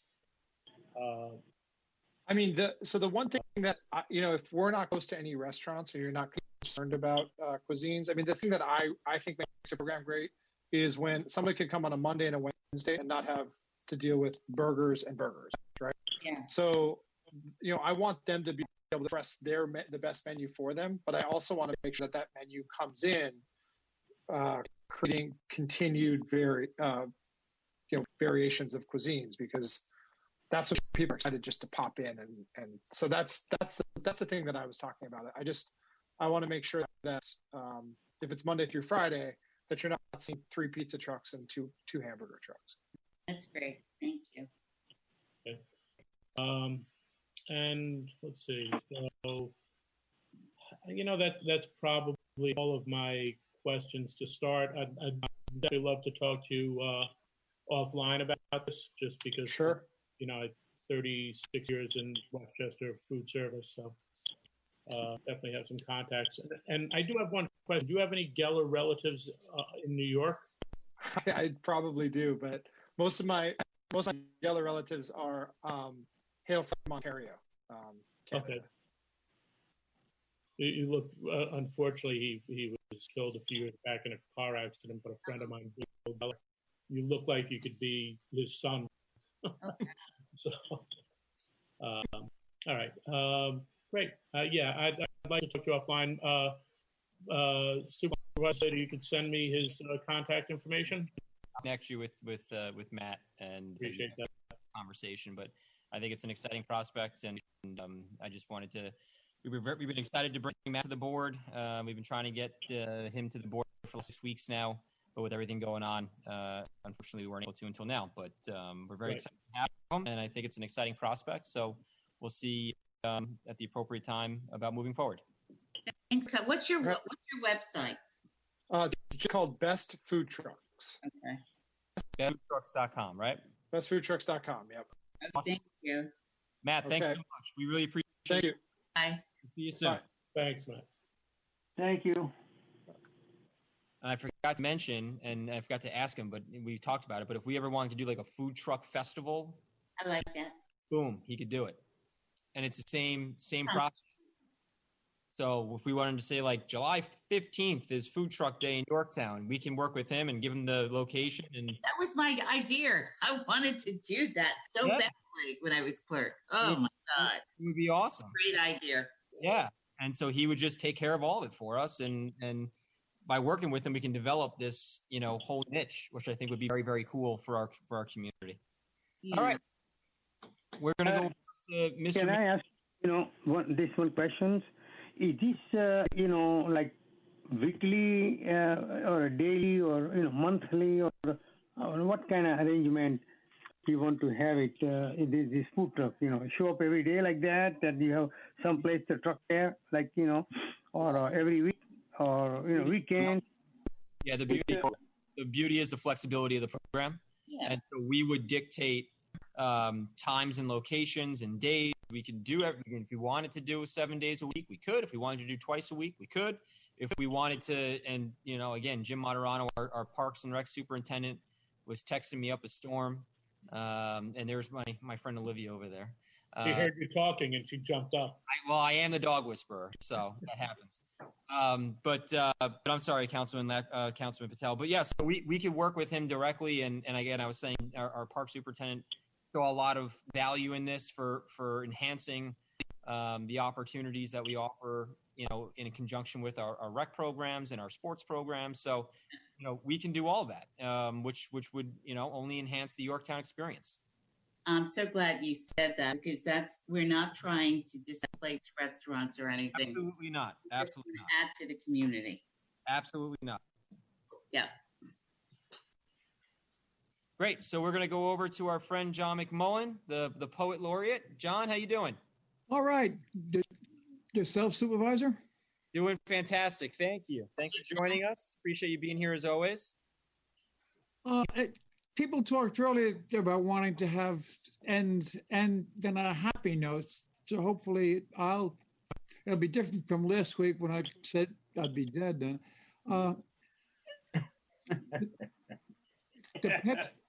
The pets keep us going. Every day we feed the indoor pets. Dollar the Wonder Dog, Ninja the Stealth Cat, Fluffy the Scaredy Cat, Cocoa Cream the Crazed Kitten, Swimmer an aquatic turtle, Figaro the box turtle. Then during the day we feed birds, squirrels, chipmunks, Rocky the raccoon, a groundhog family, and at dusk Juliet, our pet deer, comes for dinner, and cardinal parents feed their babies. When people hear of menagerie, they usually say, all those pets are so lucky they have you. Wrong. We are lucky to have them, particularly during the pandemic. It beats TV. Right. Absolutely, John. That's nice, John. Thank you. I'm sure Councilman Lachterman's sidekick over there, Olivia, really enjoyed those words. They did. They're both here. And Benny. There you go. A bark of approval. Great. Thank John, you. thank you. Appreciate it as always. We're going to move to courtesy of the floor, and we're going to turn it over to our town clerk, Diana Quast, who, by the way, I apologize, put together just a fantastic video for 9/11 as well. We forgot to mention that, but just a terrific job, a terrific community tribute to 9/11 as well. But Diana, if you want to take over and courtesy of the floor. Thank you very much. Our first person to speak at courtesy of the floor is Mr. Walt Daniels. Mr. Daniels, how you doing? Hi, glad to talk to you. I'm here representing the ACOS Open Space Committee, and the subject is the proposed solar law. We had submitted a piece of paper that back in I think September, opposing some aspects of it. And I wanted to make sure that the board was aware of what those comments were. I think I sent it as email to everybody. I don't know if they read them or not today, but yes, it was circulated to the entire board. I read it. Hey, but I think the several issues of sort of are worth highlighting. Section FA is has a restriction to R1, R2, and R3 zones, and ACOS has suggested that if you're going to allow solar on larger pieces of solar on larger pieces of land, it should be allowed anywhere. By its nature, solar generation is industrial and fits well with commercial zones. It should not be restricted from those zones where it may in fact be the best use of a particular parcel. Why restrict our commercial developers from the best use of their land? Section FC, Part B, says that the solar law, the large-scale things must meet the restrictions in Chapter 195 and 300. Agreed, those are sensible restrictions, but they also need to meet the restrictions of the wetlands and tree laws as well. Those should be mentioned explicitly. We amended that. We amended it for that, Walt. You have amended that, okay. I didn't see that in draft 4. I don't. That's the latest version I have access to. That's a great addition. Thank you.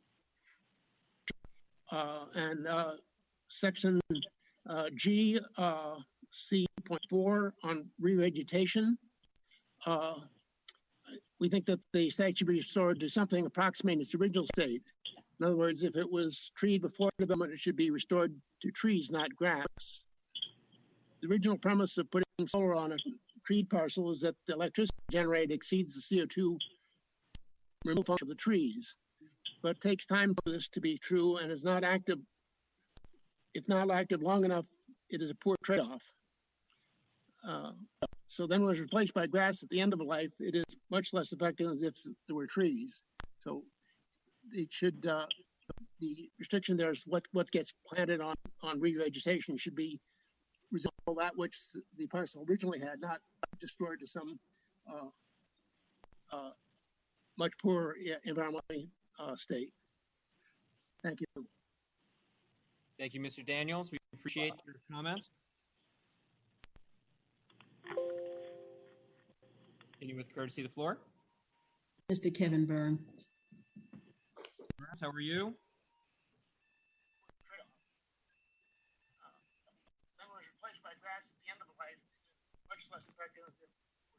Burns, how you doing? Do you have the TV on? I'm on the computer. This is the first time I'm doing this. Okay, we can hear you. There's some feedback. That's why it's a little delayed on the feedback. Oh, you know what? Okay, I'm listening to the meeting, so. Okay, turn it down. Hold on one second.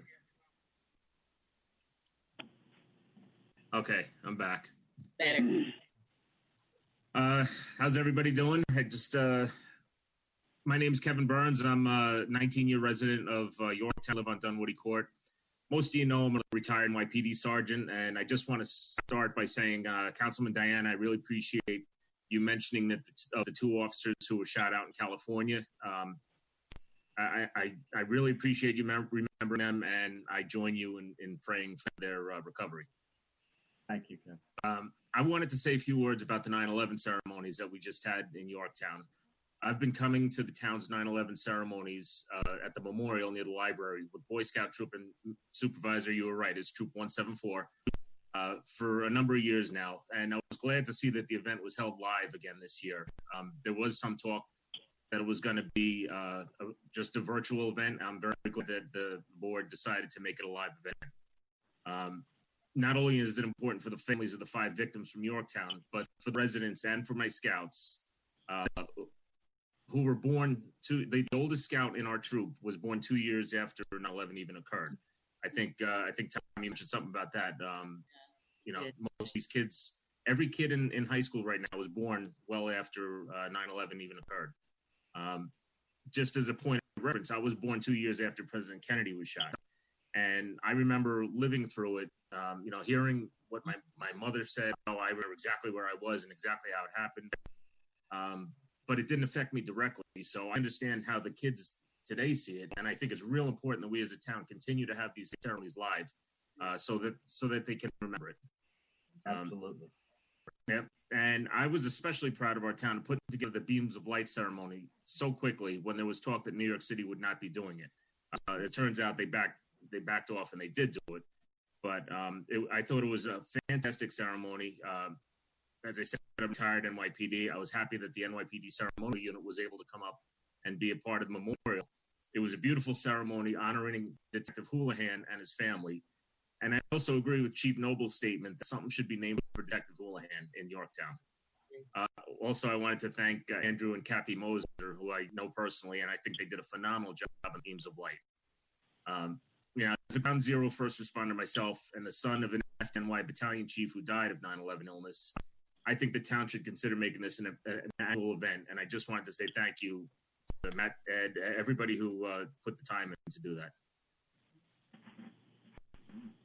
Thank you, Kevin. I'll tell you what, I was proud to be a part of that. The beams of light I could see from my house, basically, when we looked up in the air, and it kind of sent a little chill up your spine that we could do something like that here in Yorktown when it was basically only done in New York City. Right. One of the reasons I think it's so important for us to remember 9/11, and it's kind of like Pearl Harbor. You don't want to forget those times that we were under attack, and that people from our small community passed away during it. In fact, we were talking about a place for people who have died as a result of an injury or an illness from 9/11. I don't think there's anything more important. But when you don't have little kids, you forget quickly that they don't even know what it is because they weren't around. And that for that very reason, it's important. I know it's an important topic, but if we could just keep comments to the end, that's the protocol that we follow for courtesy of the floor. Listen, I understand. So I'm gonna reserve my comments for the end, though, Kevin, if that's okay. Absolutely. Thank you, man. Diana, anyone else? Yeah, Ms. Savino.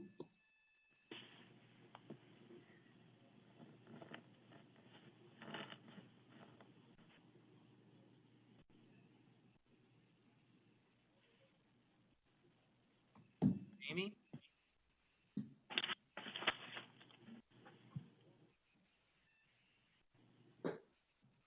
Hi, Amy. Hello. Amy. Hi, I'm here on behalf of Yorktown for Justice, and I would like the board to know that I and many members were listening to last week's meeting, and quite respectfully, in my case, I was born and raised here, and the only agenda on any of our minds is to make this town the best it can be for all members of the community, which leads me to say that Yorktown for Justice has been actively engaging the board prior to the August 11th meeting on the formation of a task force to handle Executive Order 203.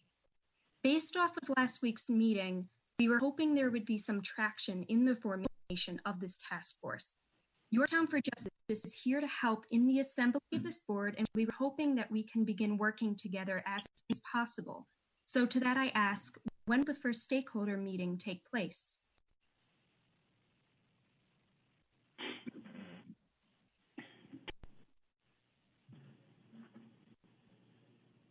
we give our answers at the end. Yeah, of Bernadette the floor.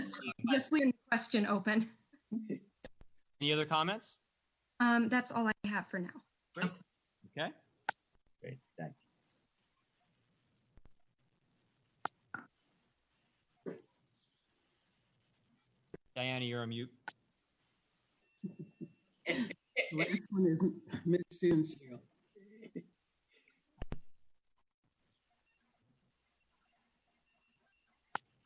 Who's our last one? I'm sorry. Susan. Oh, Susan Siegel. Susan. Yes, good evening. Let me get the TV. Okay, I just want to have two questions. At the last courtesy of the floor, I asked a question about the status of the foreclosure petition that was filed by the town in December of 2019. Originally, it was the last day for payment was supposed to be May 1st. Because of COVID, it was pushed to August 1st. So let me repeat the question again, which was not answered last time. And either the town attorney or the supervisor can answer this. What is the status of the petition in the court? Has the court finalized the petition, or has a new deadline been set? That's the specific question I would like answered. The second question is probably addressed to you, Supervisor. Some time ago, I forgot the month, the town board amended the water code so that the water department could send out letters to commercial users, and this would generate additional revenue. Could you please at the next meeting give us an update as to what has happened since those letters have gone out? How many meters possibly have been tested, and what is happening with that? Because we desperately need the water revenue. Thank you. Thank you, Mr. Eagle. Comments from I'm sorry, anybody else for courtesy floor? I have no one else. Motion closed, courtesy? Motion. Second. So moved. Second. Aye. Carries. Aye. Comments from the board? I just appreciate Kevin Burns for his service in the NYPD for all he did, and that we had a few 9/11 responders that were at the ceremony, and I know I think Tommy, you said that it was hard not to cry. I could not refrain from crying at the ceremony. It was an amazing celebration for the light ceremony of the detective and his what he did for our community. So we really appreciate that, Kevin, and thank you for bringing it up again. Thank you. Yeah, and Kevin deserves some credit too, because it was thanks to Kevin that we got the ceremonial unit up for the ceremony. Yeah. So that was such a special, I think, piece of the 9/11 illumination ceremony. It actually made NBC. I didn't even realize it. NBC actually had a camera there, so they include. But I think I said it, but that's what it means. In my mind, that's what it means to be a community. When you have a family going through that, and we're able to pull something together in a matter of days, to help them really heal and the Houlihan family. We send our best wishes. I've continued to stay in touch with Tom, his brother, and they just can't. I don't think they can't get over just how much love and empathy that they received from the town over something so special. So they really do. I want to thank everybody again, and Andy and Kathy, just amazing what they did for us with the lights. I tested it with Jimmy Moderano and Matt Talbert, one of our commissioners, and some of their crew, and they. I don't know what they did different, but it was awesome. So it was just a great night. Supervisor, I just wanted to also bring up one other thing. It's to see 9/11 for us is something we remember in the past and we keep alive. But you know what? There are people today that are still suffering from the effects, that are still fighting, that are still paying the price that day. You know, I think that's what made that ceremony a little more poignant in my respects to seeing that. So. Can I just say one word here? You know, both children went to the Lakeland School. That was even really special that they were there, and they you know, really spoke to the entire community at how they pulled through this very difficult time. You know, even their last moment, you know, they could not do because of the COVID, but the community got together and really honored the family. That was a wonderful thing. We did it on the right day. Yeah, exactly. Let's see, Mr. Daniels, I think that Councilwoman Roker answered one of your questions. And we have John Tegeter with us. John, feel free to jump in here. I think you made a comment regarding restrictions of zones. It doesn't restrict by zone. It allows it in commercial zones as well. I just want to make sure that we're clear on that. And if John, if I'm misspeaking, please correct me. As for Amy, you know, also as part of the conversation last week that we spent an hour on of our meeting, actually. So we had a very in-depth conversation. We also said that we'd be back next week with more information on the task force. I did email the governor's office again this week, again asking for the regulations. The regulations are not the guidebooks, but you know, we're careful with our words, and words do matter. Guidebook is not the same as regulations, but we did ask the governor's office if those were the regulations. I've yet to receive an answer from the governor's office on the matter, but regardless, I think that we've proven our commitment to participating in the process and getting it started, and we're going to be back next week as part of our work session with more detail as to how we see that unfolding. I think at the end of the day, it's about a process that people, regardless of where they may stand on the issue, on this particular issue, it's a process that I think everyone needs to be able to look at and respect and feel that they've been able to be heard. And that's what we're trying to accomplish. And it is a putting it together and assembling a panel that can achieve that is no small task. And so we are being very diligent. We're being very methodical. And we're going to make sure that everyone gets this, you know, everyone gets their say. Everyone can have an opportunity to speak their mind. And if there are issues that need to address and improvements that need to be made, I think we've been very clear that we're going to be more than happy to make them. And so we're going to be back next week. This is what we submitted to last week with more information on that task force.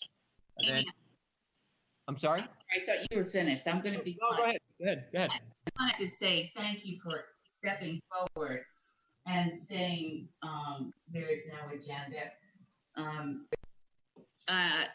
I never felt that there was.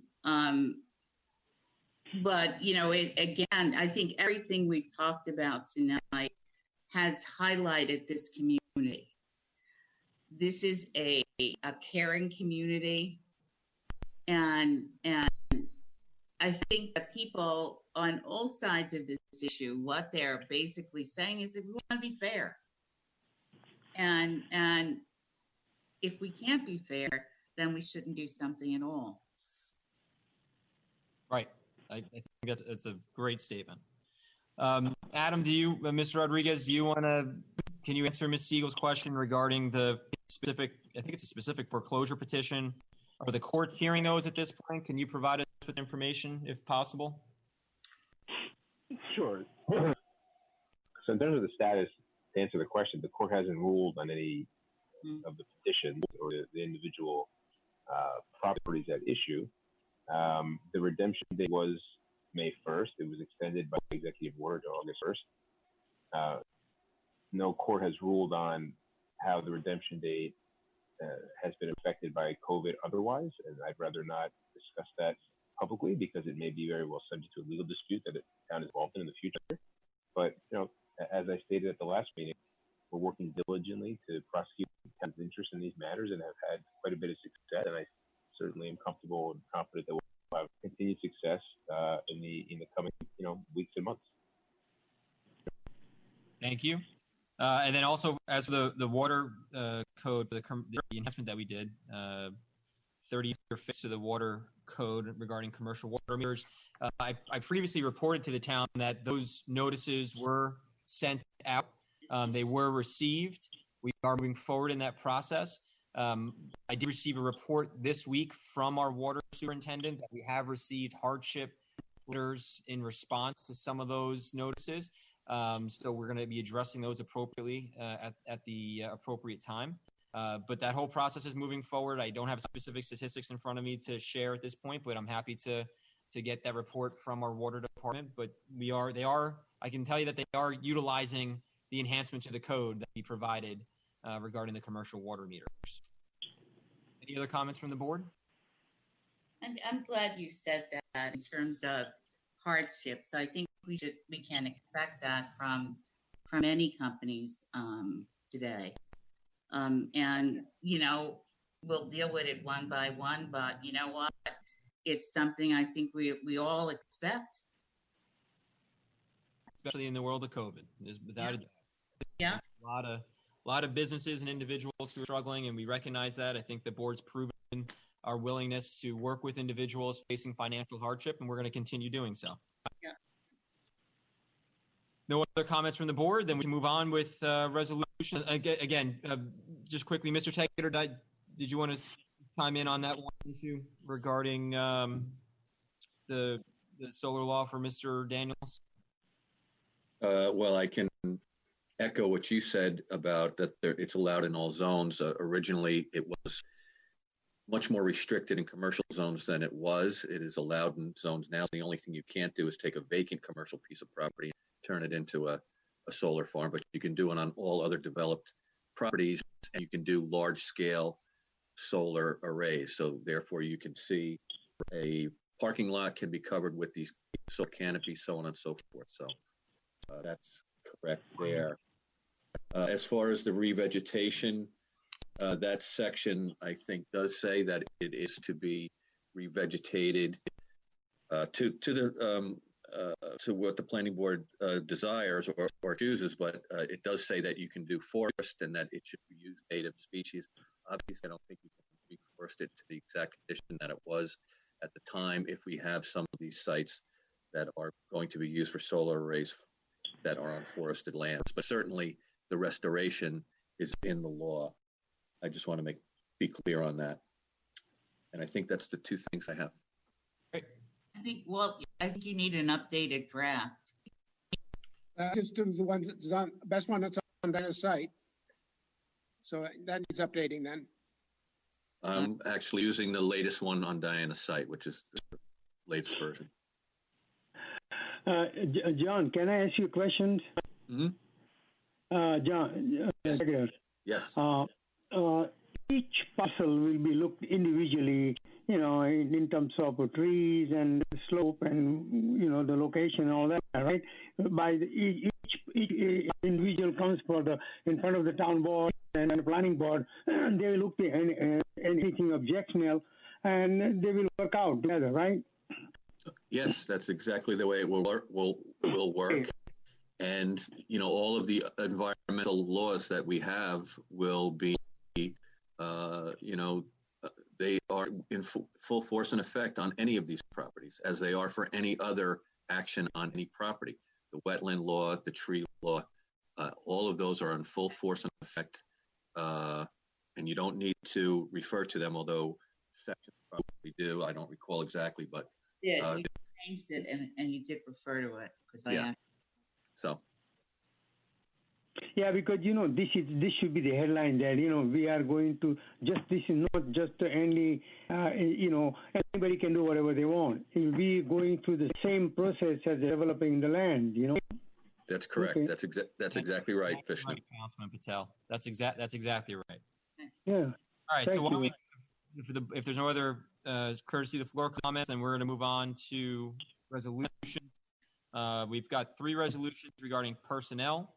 One pertaining to Mr. Tegger's department. We're going to accept the resignation of Thomas D'Agostino from the Planning Board effective September 24th, 2020. We will appoint Paul Vasillo provisionally as the Assistant Distribution Superintendent for the Water Department, and we are going to appoint Scott Ferreira to the position of Temporary Maintenance Mechanic in the Parks Department. And I'll entertain a motion for all three. Motion. So moved. All in favor? Aye. Any opposed? Motion's John, carried. John, are you opposed to Mr. D'Agostino? I am opposed to it. I have no choice in it. We wish him the He's furthering his career, and it's expected, really. So we wish him the best. We wish him the best. Yes. He will be missed. Be a John. And now we're going to go to public hearings, decision statements. The resolution, the first one we're going to take up is amending Chapter 300 entitled Zoning by adding a new Article 7, Section 300-81.5 entitled Battery Energy Storage Systems. The full resolution is part of the agenda. I'm going to go to the resolve. Now, therefore, be it resolved that the town board hereby assumes lead agency status in connection with secret review of the action, and that the town of Yorktown shall adopt in its determination of significance the negative declaration indicating that information provided in the environmental assessment form has sufficiently demonstrated that the proposed action will not result in significant adverse environmental implications. Motion? Motion. Second. All in favor? Aye. Aye. Any opposed? Motion carries.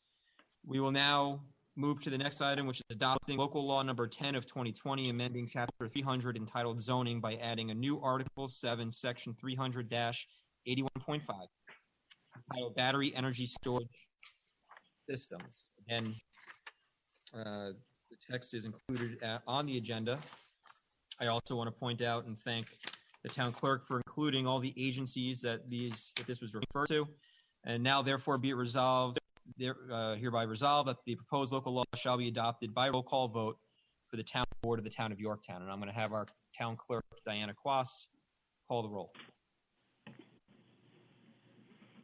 We need a motion and second. Yeah, the motion and second. I'm sorry. So moved. So moved. We have a motion and a second. All in favor? Aye. Aye. Any opposed? Motion carries. Now Diana goes. Supervisor Slater. Aye. Councilwoman Alice Roker. Aye. Councilman Ed Lachman. Aye. Councilman Tom Diana. Aye. Councilman Vishnu Patel. Aye. Thank you. Thank you. Okay, we're going to move on to another decision statement to amend Chapter 300 entitled Zoning by adding a new Article 7, Section 300-81.4 entitled Solar Power Generation Systems and Facilities. Again, the full text is in the agenda. I'll go to the end. Now, therefore, be it resolved that the town board hereby assumes lead agency status in connection with the secret review of the action, and that the town of Yorktown shall adopt in its determination of significance this negative declaration indicating that information provided in the environmental assessment form has sufficiently demonstrated that the proposed action will not result in significant adverse environmental impacts. I'll entertain a motion. Motion. So moved. All in favor? Aye. Aye. Any opposed? Motion carries. Now move on to the next item, which is adopting local law number 11 of 2020, amending Chapter 300 entitled Zoning by adding a new Article 7, Section 300-81.4 entitled Solar Power Generation Systems and Facilities. Again, I want to thank the town clerk for all of the agencies that this was referred to, and thank all the agencies who did respond. Now, therefore, be it resolved that the proposed local law shall be adopted by roll call vote for the town board of the town of Yorktown. I'll entertain a motion. So moved. All in favor? Aye. Aye. Any opposed? And we'll go to our town clerk for a roll call. Supervisor Matt Slater. Aye. Councilman Tom Diana. Councilman Tom Diana. And you hear? Aye. Councilman Ed Lachman. Aye. Councilman Vishnu Patel. Aye. Councilwoman Alice Roker. Aye. Thank you. Thank you. And thank you to the Can I board. just say one word for these two, the laws? This is really good, and now you have a law for the generating the power as well as the battery storage, So this is really very good job, John Taggart, our director in the planning department. Is a wonderful job. Thank you. Thank you, Vishnu. I also want to just echo Councilman Patel's sentiments and thank John Tegeter and the entire planning department and everyone who participated in the process. I think we've taken some painstaking efforts to make sure that we are moving the town in a positive direction regarding renewable energy and becoming a leader in renewable energy, but also putting the necessary parameters in place to protect our community and protect our neighborhoods. And I think that's what this really does accomplish. And it took a lot of hard work. And again, a big hand is deserved to go to John Tegeter for his efforts on it. I want to say thank you to John because this really goes into the whole climate change issue, and like we said, the grid needs help, and that's true. We just have to. That's for sure. And can I also, by the way, add thank you to the Climate Smart Communities Task Force. Yeah. One of our newest task forces, and they jumped into this and really provided some great insight to the board and to John and his team. And so to the entire CSC task force, big thank you for helping us get to this point. Yeah, they did raise my knowledge base on both of these issues. So you're absolutely right. I thank them. I thank them myself as well. We got to meet Well, one day I'm going to be able to meet Smirnoff in person rather than on the computer. But he was really very, very helpful in much of the information he provided us. He's a wealth of information, and I let him know that we will be voting on it tonight. So I hope he's watching, as well as the rest of the CSC task force. Just really do appreciate all their efforts. Very helpful. All right, we'll continue then. We're going to go to public hearings scheduled for October 6th, 2020. This is a resolution for a public hearing to consider a proposed local law amending Chapter 240 of the Code of the Town of Yorktown by adding a new Article 3 entitled Low Pressure Sewer Systems. Again, this will be for this will be scheduled for October 6th. We're going to also consider a public hearing to consider the application filed by Danny Porco, New York Fuel Distributors LLC, for a special use permit for a gas station located at 3700 Barger Street, as Councilman Diana corrected me. It's Barger, not Barger, right? It's Barger, not Barger.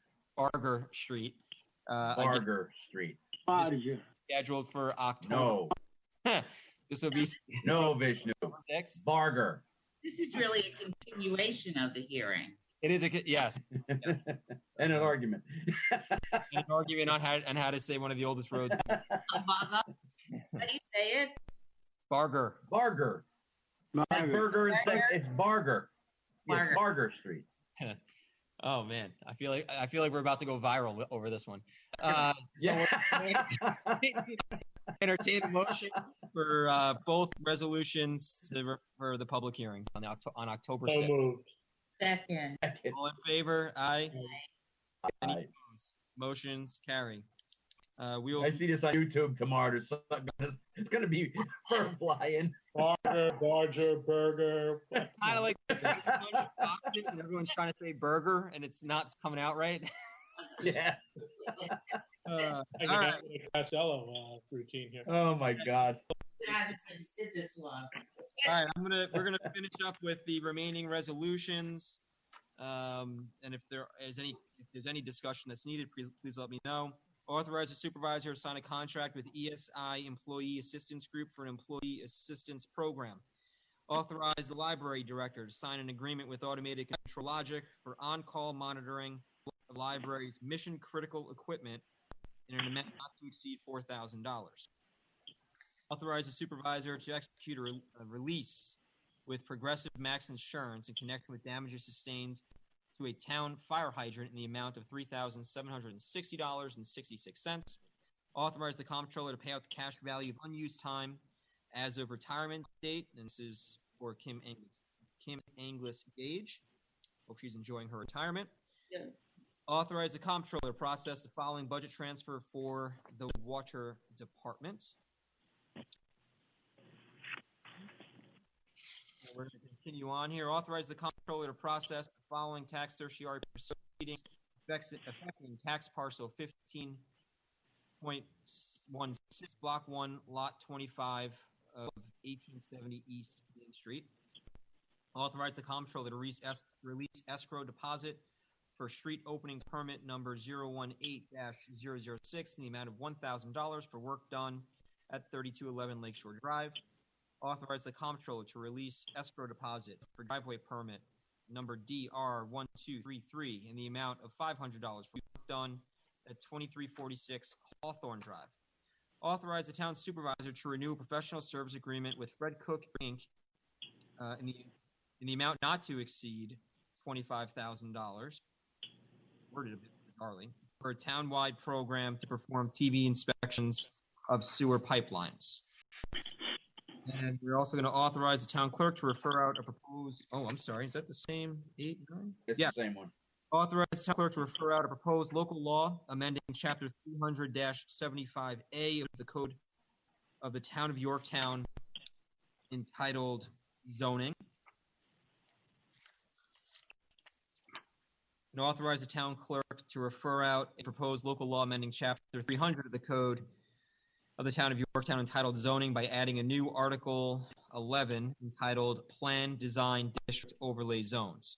Also, just as a point of information, the previous refer out was for the storage that we heard from the property owners up at the Toys Building. Lastly, we're going to authorize the town clerk to advertise bid for annual maintenance and emergency on-call services for town boilers, burners. So moved. Second. All in favor? Aye. Aye. Aye. Opposed? Motion's carry. Very good. And if there's no other business before the board, we'll entertain a motion to adjourn the meeting. So moved. Only after everybody says Barger. Yes. I'm gonna have a burger. Yeah, we're gonna be here all night. Today, planning board meeting till 11 o'clock. Okay, from 7 o'clock. We are early today. Thank you, supervisor. Oh, I appreciate it. Thank you as well, Good Council. night, everyone. We still need a vote. We still need a vote. We have a motion. Do we have a second? Aye. Second. Second. All in Aye. Aye. favor? Aye. Motion carries. Have a great night, Yorktown. Good night, everyone. Good night, y'all. Bonsoir. Thank you.